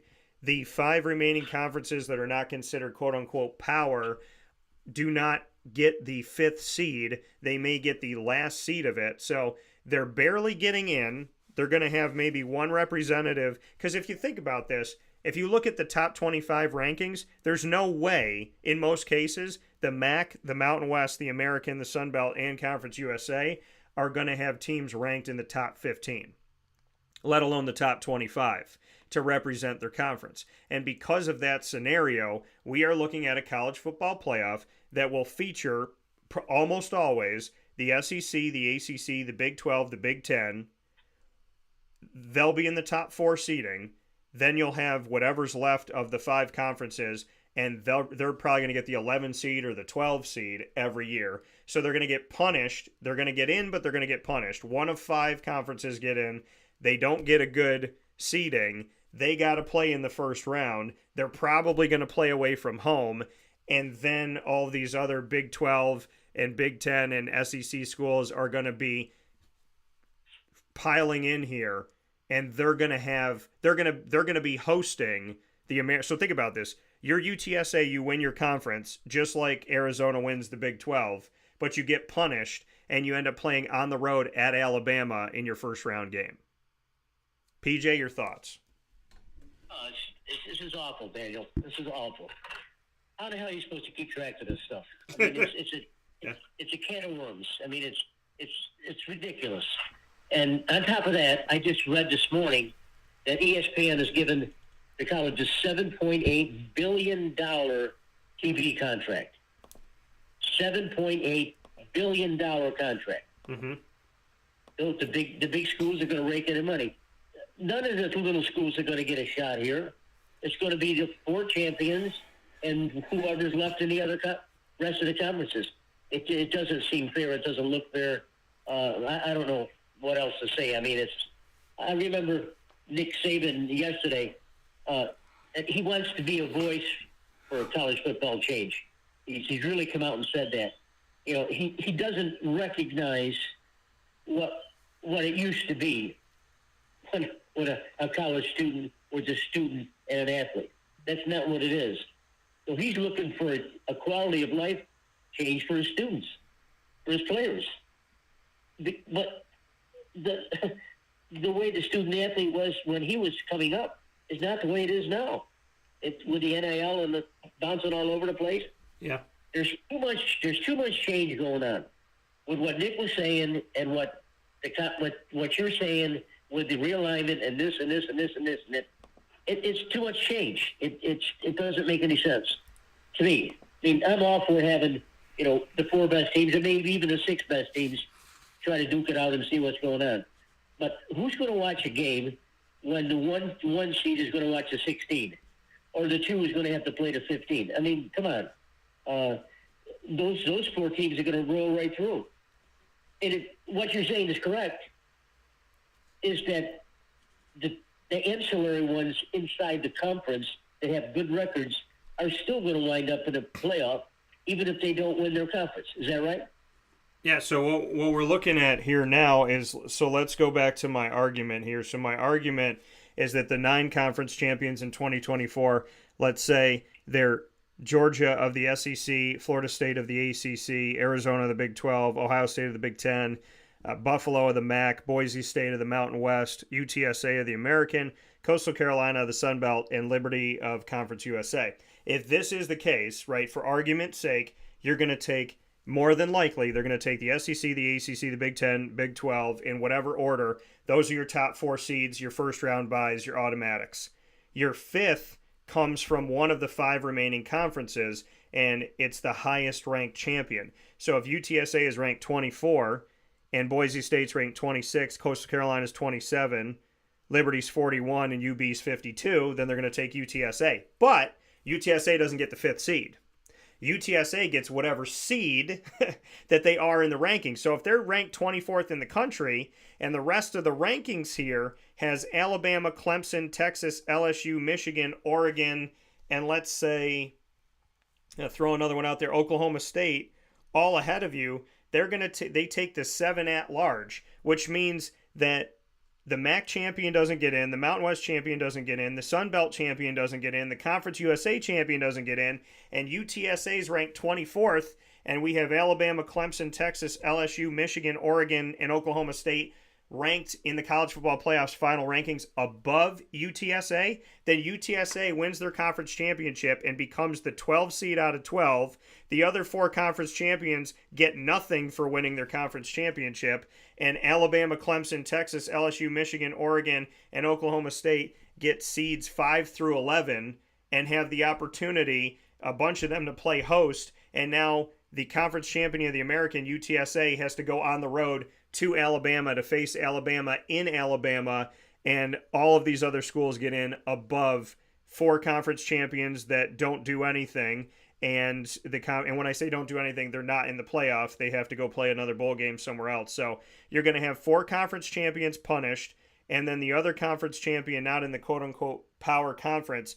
If they are, in the case of UTSA in this argument, ranked 24th, they are going to get in like Georgia, FSU, Arizona, and Ohio State, but they're going to play behind Alabama, Clemson, Texas, LSU, Michigan, Oregon, and Oklahoma State in this argument, which would put, as far as the SEC, it would put 4 SEC schools in the college football playoff. It would put 2 ACC schools, 3 Big Ten schools, and 2 Big 12 schools in. And this is something that I created as an argument, so I just put these teams in the argument, but I will not be surprised if in 2024, in a 12-team college football playoff, we see the likes of 4 out of 5 of the non-power conferences, quote-unquote, which I can't stand them being called that, not represented. The only conference that is represented of that group of 5 being the 11 or 12 seed, and then ending up seeing 4 SEC schools, 3 Big 10 schools, 2 Big 12 schools, and 2 ACC schools. When we look at this, so that's 7. Let me see here. 7, 8, 9, 10. Oh, so that's 11. And so I would not be surprised at all at this new 12-team format that we see 4 SEC, 3 Big 10, 2 Big 12, 2 ACC, and then 1 of whatever's left. That's a mouthful, bro, I'll tell you. So it's going to be an SEC Big 12. So the Big 10 and the SEC, more than likely, in order to please them and appease them, they're going to have the highest likelihood of winning a national championship because they will account for more than half of the teams in the college football playoff. That's true. Now, how long is this playoff supposed to be? What about the expenses for running these kids all over the country? What about the expenses of the professional staff that they have to carry these kids all over the country? The plane costs, the school time. You know what? I'm not in favor of this. I know I was proponent a couple years ago or last year which is a 6-team deal, but now this is getting too crazy. And frankly, what are the chances of 10, 11, and 12 even winning a game, let alone the national championship? Right. I don't go for that. And it's. Well,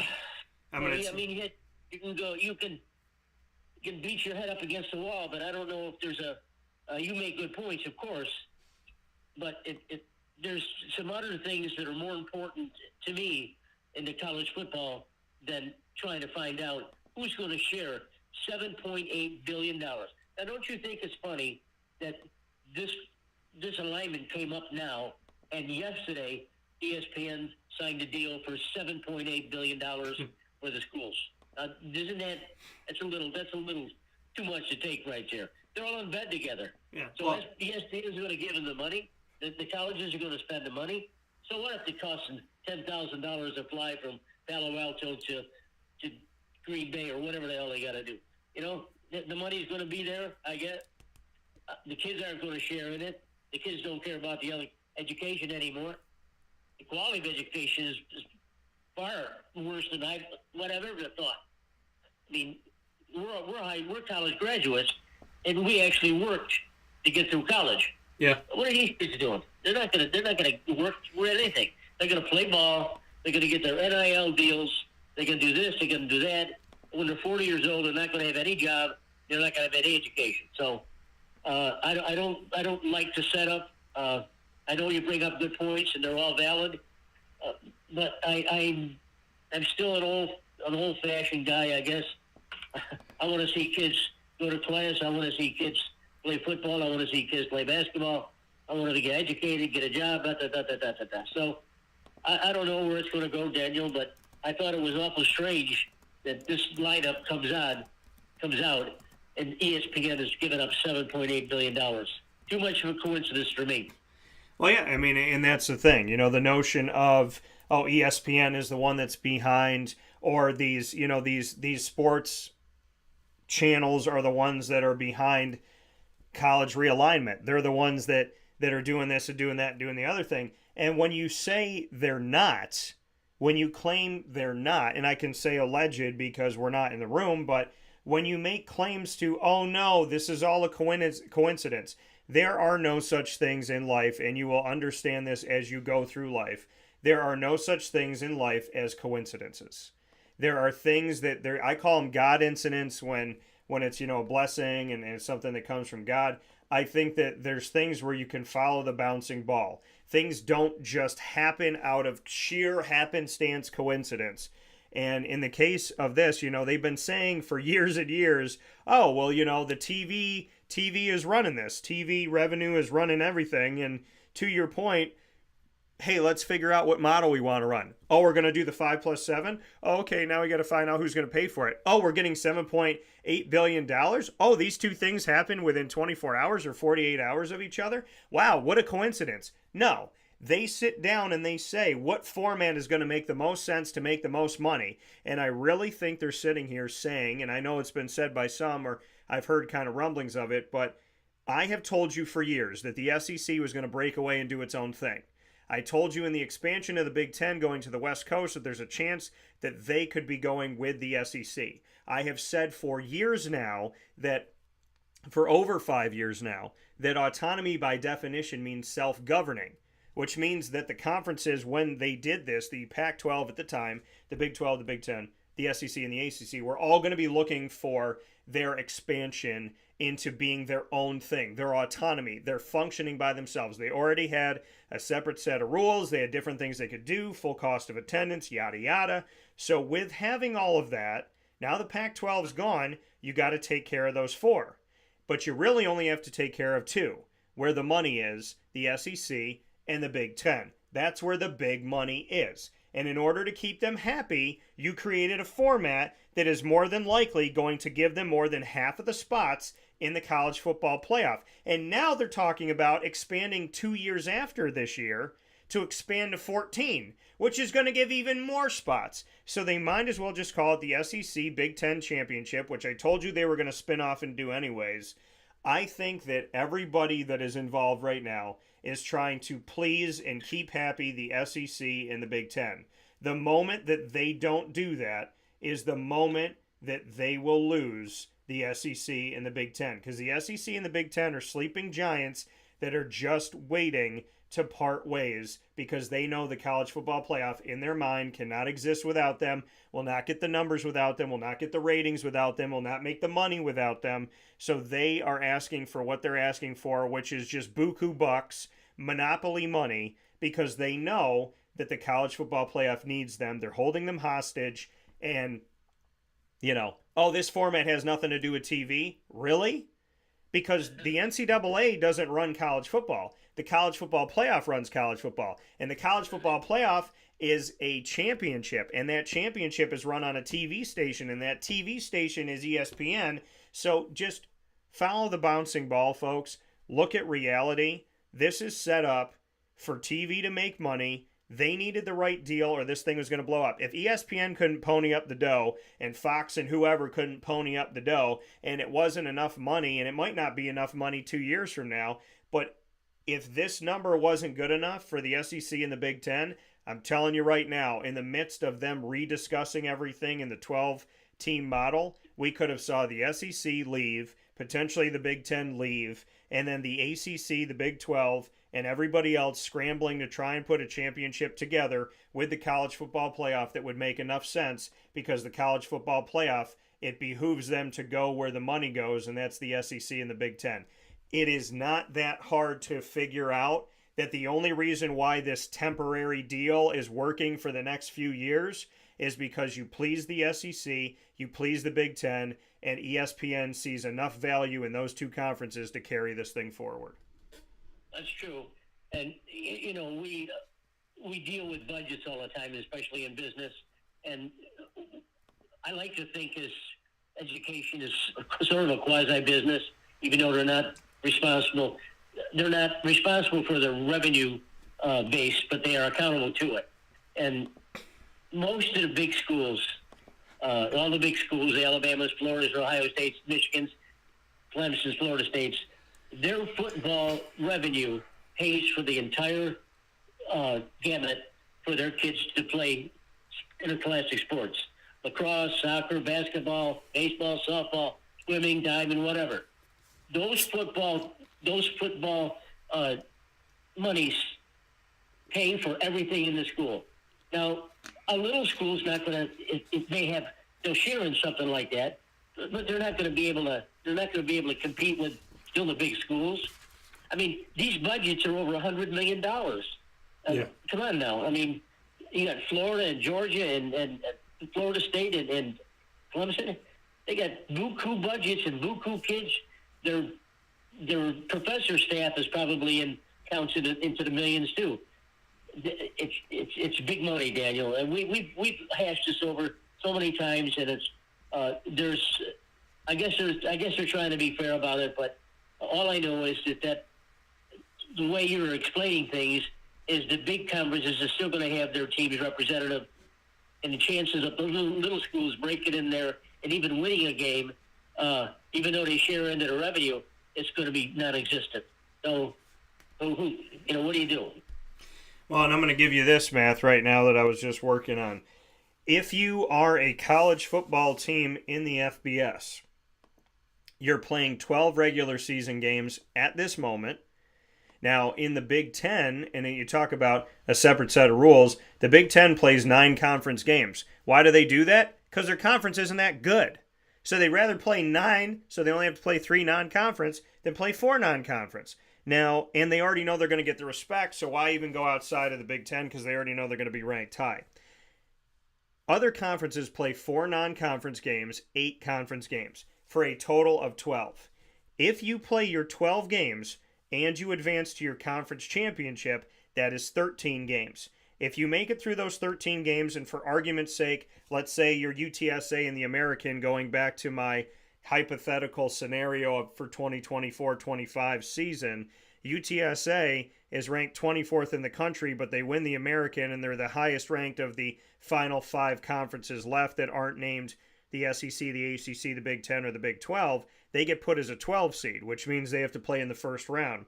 That means that if you're at UTSA, for argument's sake, in 2024, you will play 12 regular season games, your conference championship, and if you want to win a national title, you will have to play 4 more games, which means that you will be playing, some teams will be playing 17 total games in college football, which is the exact number of games that you play as a professional in the NFL with 18 weeks. You play 17 games in the regular season. Now, if you make the playoffs, you play more. But we're now going to be asking college football student athletes to play 17 games, potentially, which is the same amount of games that an NFL player will play in a regular season. That's preposterous. You know, the term student athlete is long gone. Saban, he mentioned that yesterday, and he actually had a news conference. It was pretty good. He wants a compensation model for the kids, but the kids change so often now with doing what they're doing, flipping from school to school. You know, the rosters, you don't know what your roster is from year to year. Yeah. Especially when one team has over 20 transfers coming in and 22 leave. Hell, you don't know who's playing, what's going on, who's eligible, who's got a 2.0, whatever. You know, it's disgusting. I think that he's if there's one person that can sway some opinions, it's going to be Saban. He loves college football. We know that. He loves the kids. He loves to compete. He loves his conference. It's just not what it used to be. And frankly, we know that because of NIL, he resigned. Now, a lot of people can look at it and say, nah, he's just an old fart. He doesn't care. That's BS. He left because of his NIL stuff. He doesn't even know who his roster is going to be. He can't be hustling all over the country and trying to pull in guys left and right. And the ones that are recruited, they stay a freshman. If they don't play as a freshman, they go somewhere else as a sophomore and try to play. You know, there's no loyalty at all. I think we're going to see him be in the forefront of some type of change. At least the dialogue will be there. And I agree with everything he said yesterday. I liked it, and then he's exactly right in everything.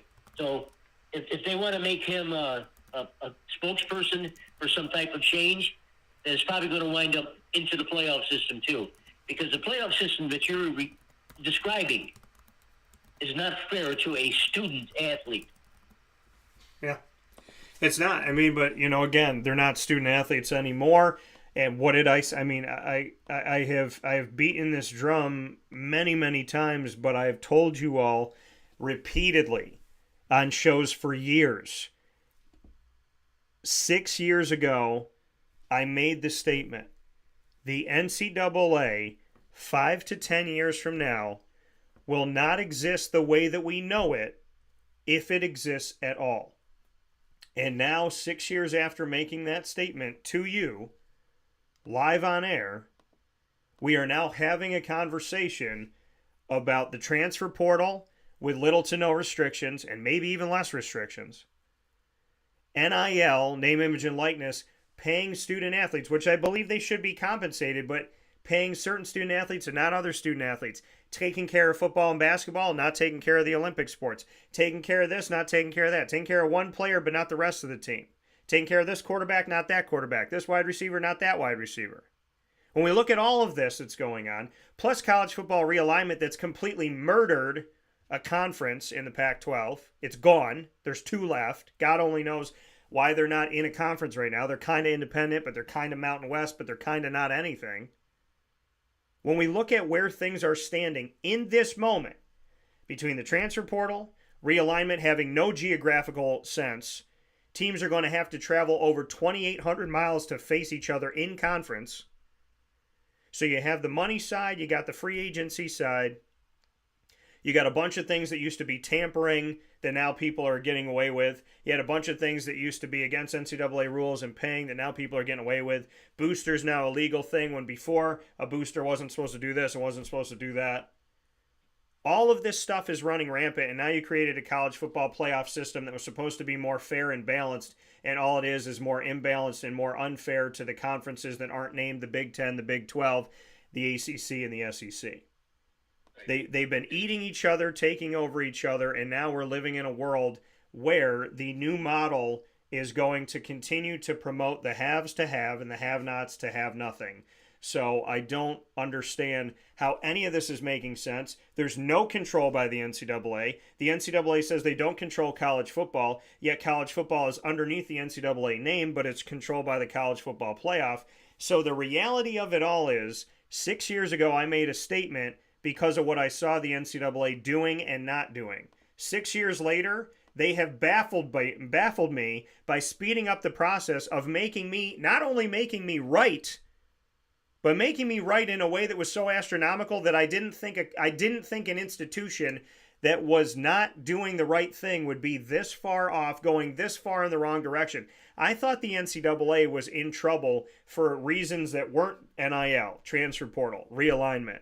But now when I look at the NCAA, not only did you prove me right, which I did not want to happen in this case, but you proved me right to an exponential nth degree that has gotten to a place where I am completely stunned that a governing body that didn't know its nose from its tail now doesn't even know what body it's in. And I can't even believe that the NCAA did everything it was doing and now found a way to go even farther in the wrong direction. The NCAA has no control. They have no power. They want the government to get involved. And if there's anything that you want that would make something worse, it's involving the federal government. So, I mean, I have no idea what this is, PJ. All I know is that I'm looking at a bunch of things written on paper that make no sense, and it proves my prediction right. But gosh darn it, I didn't want to be right about this one. I know. You know, we're always chastising the kids for not going to class and doing this and doing that, and you know now they're making their name and image and likeness and trying to make money from it. There was a situation several years ago. We all remember Johnny Manziel. I mean, he was an extraordinary quarterback, played for Texas A&M. Yesterday, he made a statement, or his father did. He says, you know, when Johnny was going really good, he says, Kevin Sumlin, who was a coach at Texas A&M at that time, he says, hey, Johnny coming back. We'd love to have him back, you know. His father says, well, you know what, Kevin? He says, if he's coming back, it's going to cost you $3 million. And I read that. I read it again. Yeah. He said that's exactly what he said. He said, if you want Johnny to come back, Texas A&M, Kevin, it's going to cost you $3 million. Of course, he went to the pros. But we knew, I think Saban knew that because I remember when Texas A&M came in and kicked Saban's ass at Alabama, and Manziel was running all over the place. So he probably thought something was up then. That's now I read something else about FSU still pissed off about what's happening within their own conference. And I wouldn't be surprised if FSU maybe steps out from their conference and joins another conference. They're not tied in. If they pay off what the conference says they do, they're a free agent. So they'll probably try to go do SEC or Big Ten or something like that.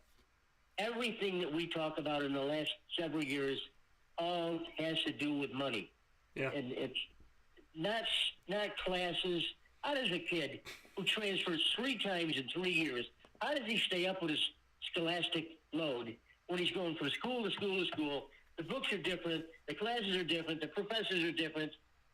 Everything is different. Yet you get to go to class a couple of days, a week maybe, and you stay eligible. And if you don't like it there, you go somewhere else and you do the same thing. Yeah. It's just not. It's not. Unless you're a Rhodes Scholar, you're not going to be able to take that kind of student load and try to figure things out. They don't care. They just say, well, listen, I want Nick promised me that I would play. Well, Nick's wrong because I'm leaving after my freshman year and I'm going somewhere else.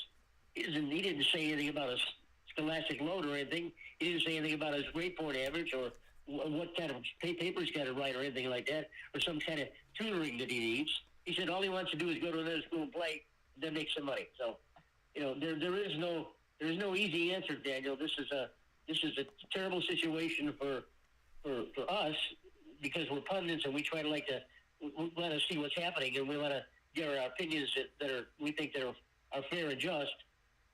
And I think we did a good job with it. I mean, there's a lot of situations where probably we never knew about that encompassed Johnny Manziel back then. There were probably other players too that would say, "Well, it's going to cost you $1.5 million," and my dad said it's going to cost you $500,000 or something like that. We don't know, but Manziel coming out like this and saying it, man, that's just awful news. I'm not even sure what Kevin Summer's doing anymore. I don't even know if he's still coaching anymore. It's absolutely crazy. But, PJ, before we jump out of here, I wanted to give you the opportunity. I know we got a long list, but if you had to pick a couple Major League Baseball moves as we're moving towards spring training here, spring games and whatnot, or in spring training, looking at, some games going on and whatnot, just what you would like to share of baseball, what's top of mind if you had a move or two or a thought or two on baseball before we finish up today. I know, I had 3.5 pages, Daniel, with all notes of all of the players that have skipped teams, signed in a year contract or a minor league contract or something like that. But I can go down my list right here. First one is Jorge Soler from Miami to San Francisco. He hit 250 last year, 36 homers, 75 RBIs. Got a 3-year deal. Serious. Clayton Kershaw signed back with the Dodgers on a 1-year deal. He's 13-5 last year, 2.46 ERA, 137 Ks. Corbin Burns, who I'm really pissed at because he took the money and went to Baltimore from Milwaukee. He had a 10-8 record, 3.39 ERA, 200 Ks, and he got traded for three players. There are others. Justin Turner is another one that I really like as a player with the Dodgers. And now he goes from Boston to Toronto. He had 276, 23 homers, 96 RBIs. He's on a 1-year deal. Most of his ones I'm talking about, if I don't say anything more than a year, are 1-year deals. And the reason is because they're older and they're usually guaranteed. Josh Hader, we know what happened there. He had 33 saves, 1.28 ERA. Filthy, nasty pitcher. 85 Ks. Goes from San Diego to Houston on a 5-year deal, something like $25 million a year. Marcus Stroman, who I sort of followed a little bit when he was with Tampa Bay. He pitched for the Cubs last year, 10-9, 3.95 ERA, 119 Ks. He goes from the Cubs to the Yankees. He's got a 2-year deal.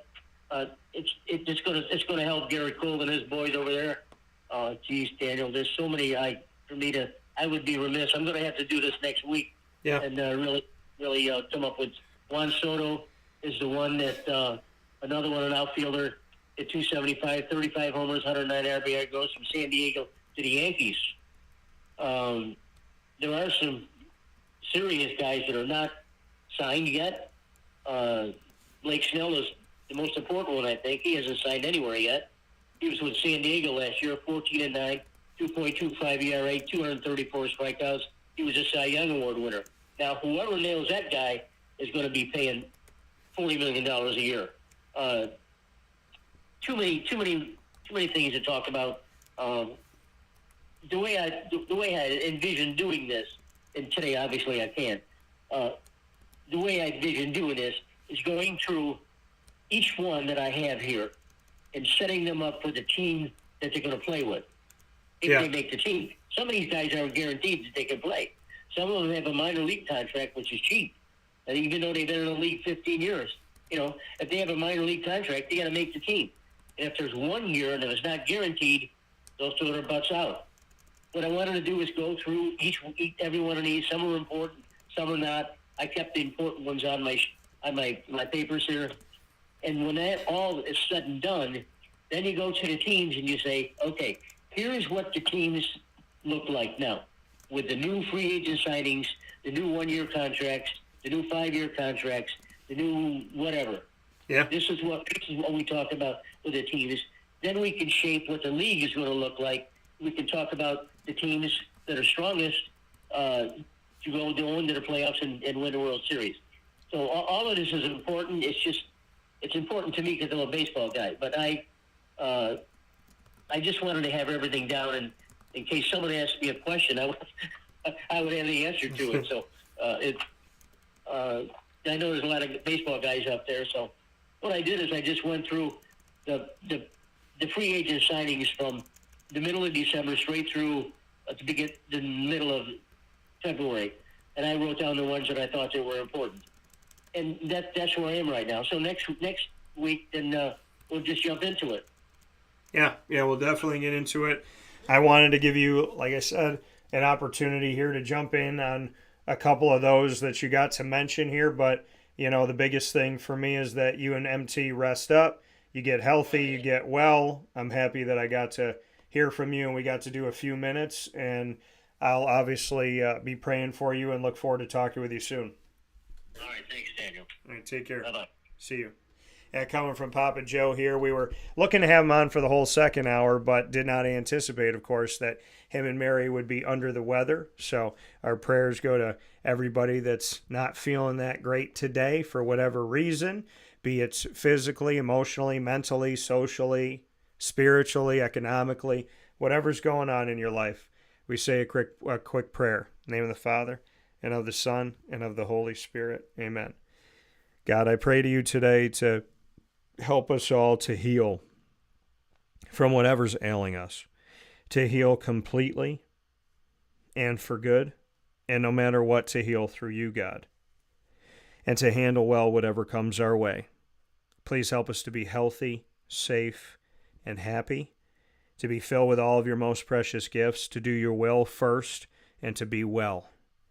May everything work out today, tonight, and so on for the best. Guide us toward you, guard us from what is not you, and help this day, night, and so on to be long and fun and go by slowly in a good way where we can make the most of every millisecond that you give us. May our loved ones in heaven be safe and sound. May we be safe and sound here on earth, and may we always be connected to them, even in death, through Jesus Christ our Lord. Thank you, God, and for all of our special intentions, I pray and I hope to you for everyone in your name, including myself, if I may. I love you, God. Amen. In Jesus' name. In the name of the Father, and of the Son, and of the Holy Spirit. Amen. We'll take a step aside for our final fast break. We'll wrap things up right after this on Wake Up Call with Dan Tortora, where sports meets life.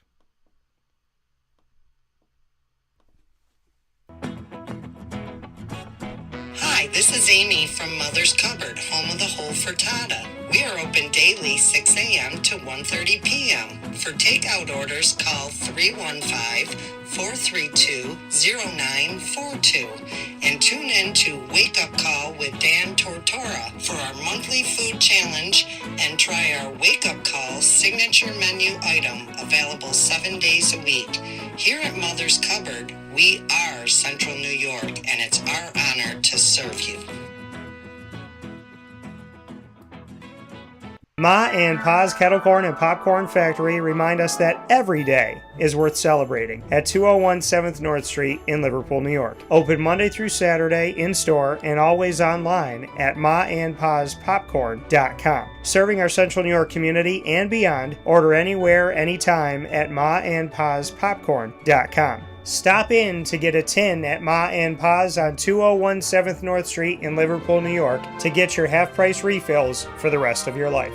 Come to Ma and Pa's for your holiday gift giving for family, friends, employees, and clients. And remember, for fundraising and events, to call 315-450-6272. That's 315-450-6272. Ma and Pa's Kettle Corn and Popcorn Factory. How corny are you?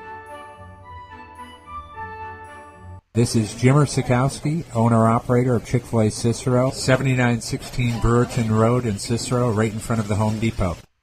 I had a deep feeling that God wanted me to do something bigger with my life and to help people, help others. I kept putting Chick-fil-A in my life, and I realized as I was going through the franchise selection process that positively impacting the lives of others was really core to what we do here at Chick-fil-A.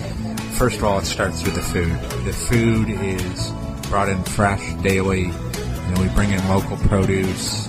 We prepare to order in the kitchen. We hand bread our chicken. We hand spin our milkshakes. It's great food. It doesn't taste like fast food.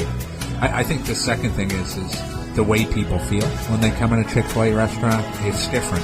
We try to treat people with intentional kindness here, which is very different and deeper than good customer service. And so I think it feels remarkable for most people to come in a Chick-fil-A restaurant. And then lastly, the impact that we try to have in the community is very different.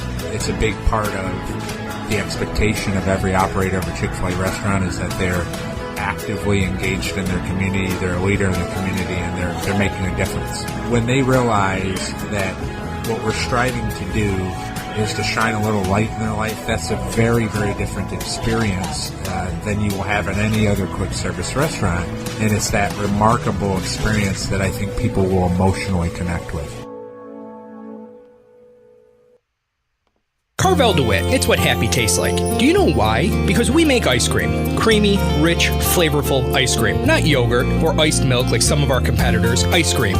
Fresh, by hand, daily. For the calorie conscious, we have something new for you. Our new Carvelite. Same great flavor, creaminess, and texture of our regular ice cream with only 35 calories an ounce. So whether you want an ice cream cake, flying saucer, dasher, carvalanche, hard or soft ice cream, we will satisfy your craving with our fresh, handmade regular or new Carvelite ice cream. Carvel DeWitt. It's what happy tastes like. The Wildcat Sports Pub in Camillus, New York is located on 3680 Milton Avenue in the Home Depot Plaza. It is your family-friendly sports bar and restaurant. Folks, some sports bars aren't family-friendly. Some family-friendly restaurants are not sports bars. The Wildcat Sports Pub in Camillus, New York is proud to be both. It is that marriage that you've been looking for years. The Wildcat Sports Pub is your home base for your sports bar and restaurant needs, games for the kids, indoor and outdoor activities, and enough things on the menu to come back every single week and get to try something new. They're open Sundays from noon to 8 p.m., Monday through Wednesday, 11 a.m. to 11 p.m., and Thursday through Saturday from 11 a.m. to midnight. For reservations and party information, call 315-487-2222 for the Wildcat family-friendly sports pub and restaurant.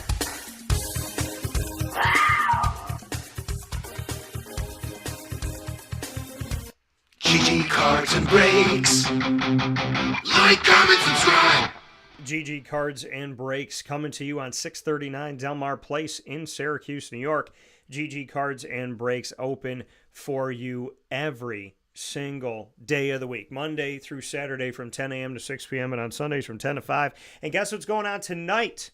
We have trade night. It returns to the store. We've been doing it at the Wildcat Sports Pub as well as at the store at GG Cards and Breaks. We are back in the store tonight, 639 Delmar Place in Syracuse, New York, from 6:30 to 9:30 right here today, February 22nd. I cannot wait to see you all there to buy, sell, and trade. I'm bringing out my cards. I got a bunch of new things that I added to it. I got cards graded that have come back 10 out of 10. Excited to showcase those as well as to bring out some of those new cards that I got in the college basketball world. So I got that Bronny James shimmering refractor, numbered, and very excited to show some of the stuff off for the first time ever. We're also going to be doing the grand prize drawing for the NFL player Panini of the Panini's player of the day for the NFL opportunity that's been going on for a little bit over a month at GG Cards and Breaks. I promoted that the day before it happened, and we've been talking about it all the way through. Super excited about it. And cannot wait to see who the grand prize winner is going to be tonight. So make sure you come out, GG Cards and Breaks tonight, trade night, 6:30 to 9:30 p.m. right here today on February 22nd. Head out to 639 Delmar Place in Syracuse, New York, right off of Teal Ave. 6:30 to 9:30. We will be there on site, on location. You can buy from all the product at GG Cards and Breaks, as well as buy, sell, and trade with a wonderful community of fantastic people of all ages. If you've never done it before, great time to start. All newbies are welcome, of course. I was a newbie a few months ago to go on a trade night for GG Cards and Breaks, and from the first one I went to, I've been wanting to go to every single one, and you have seen me out there. So make sure you come out tonight, no matter how many years you've collected, for the new timers to the ones that have been with us for many, many years. Thank you so much. Cannot wait to see you all tonight. Excited to be a part of a fantastic community event centered around something that we all love and that keep us kids no matter what age we are. We'll see you at GG Cards and Breaks tonight, February 22nd from 6:30 to 9:30 p.m. for trade night. With that being said, here on Wake Up Call with Dan Tortora, I want to thank you for being a part of the show. I'm happy we got Papa Joe for a few minutes here, and I pray and I hope that he only gets better from here, him and Miss MT, And so very much looking forward to seeing them get well and hopefully getting to see them soon. Thanks for being with us at Connor Carroll as well as Papa Joe on youtube.com and facebook.com, both /wakeupcalldt, and on wakeupcalldt.podbean.com. And of course, we are live Monday through Friday from 9 a.m. to 11 a.m. Eastern Time weekly.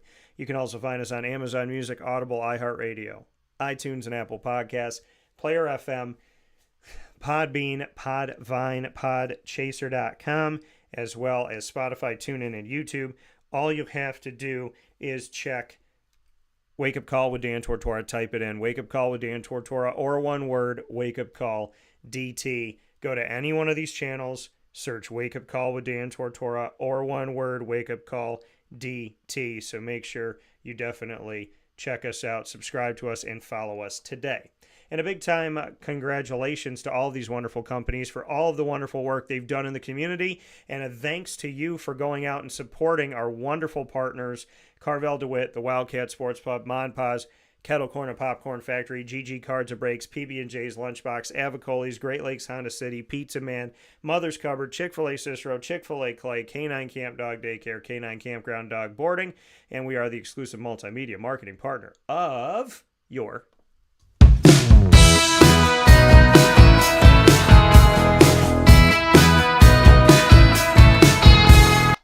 Lemoyne College Dolphins. It's Fins Up every single month on Wake Up Call with Dan Tortora in our exclusive multimedia marketing partnership with the Lemoyne College Dolphins. First and third Wednesday of each month at 9 a.m., you will find AD and DT with Athletics Director Bob Beretta and myself, Dan Tortora. Second and fourth Wednesday at 9 a.m. Eastern Time, you'll find the Dolphin Dive, diving into stories of student-athletes, coaches, future Dolphins, administration, and alumni. You can catch all of this Dolphin content by swimming to the waters of youtube.com/wakeupcalldt, clicking subscribe, hitting the notification bell, and looking at our Lemoyne playlist on our YouTube channel exclusively.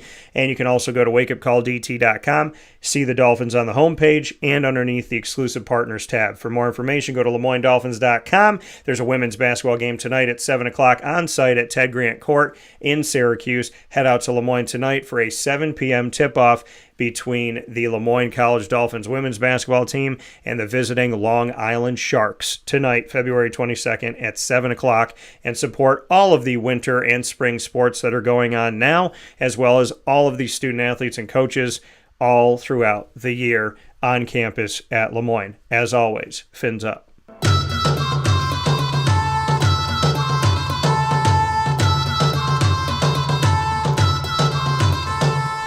The Bryant Stratton College Bobcats of Syracuse are exclusive multimedia marketing partners with Wake Up Call with Dan Tortora. The Bobcat Buzz is part of our exclusive piece that you find every single month on Wake Up Call and nowhere else. The Bobcat Buzz coming to you, centering on the student athletes, the coaches, and administration of Bryant Stratton College of Syracuse, including today with our expanded special featuring the new Esports head coach, Connor Carroll of Bryant Stratton College of Syracuse. Men's and women's soccer, esports, men's and women's basketball, baseball, all with you on our YouTube channel. So claw your way over to youtube.com/wakeupcalldt. Click subscribe and the notification bell with those awesome claws of yours. You can check out our playlist exclusively on our YouTube channel that's marked BSC Syracuse Bobcats. You can find the Bobcats on the homepage of wakeupcalldt.com, as well as underneath the exclusive partners tab on wakeupcalldt.com. For more information, go to syracuse.bscbobcats.com, including for more information on esports and how you can reach out to Connor Carroll to tell him that you're interested in potentially being an esports student athlete at Bryant Stratton College of Syracuse. As always, go Bobcats. With that being said, here on Wake Up Call with Dan Tortora, inside of MonPazPopcorn.com's What's Poppin', a special thanks once again to Connor Carroll, to Papa Joe, and to all of you for watching and listening in Central and Upstate New York, the Southern Tier, up and down the East Coast, the Midwest, the West Coast, our second home of Florida, all around the world. Thank you so much. Facebook at Wake Up Call DT, X at Call DT, Instagram at Wake Up Call _DT, 24/7 to never miss a moment of everything that we're going to be talking about and things that come up throughout the day and the night. So check us out on our social media. Like us, follow us, and subscribe. Thank you to everybody that has. and go to wakeupcalldt.com, our website that has everything, including our articles, and it has an archive of our shows, so many awesome things, a partners tab with more information on all the businesses that we work with, including how to get there from your location, as well as their hours of operation, a special information about them, and how to contact them online and or via phone. So make sure you check out the partners tab on wakeupcalldt.com. I hope you have a wonderful day. I'll see you at trade night tonight, and I also hope that you head out to Lemoyne and support women's basketball. God bless. No stress.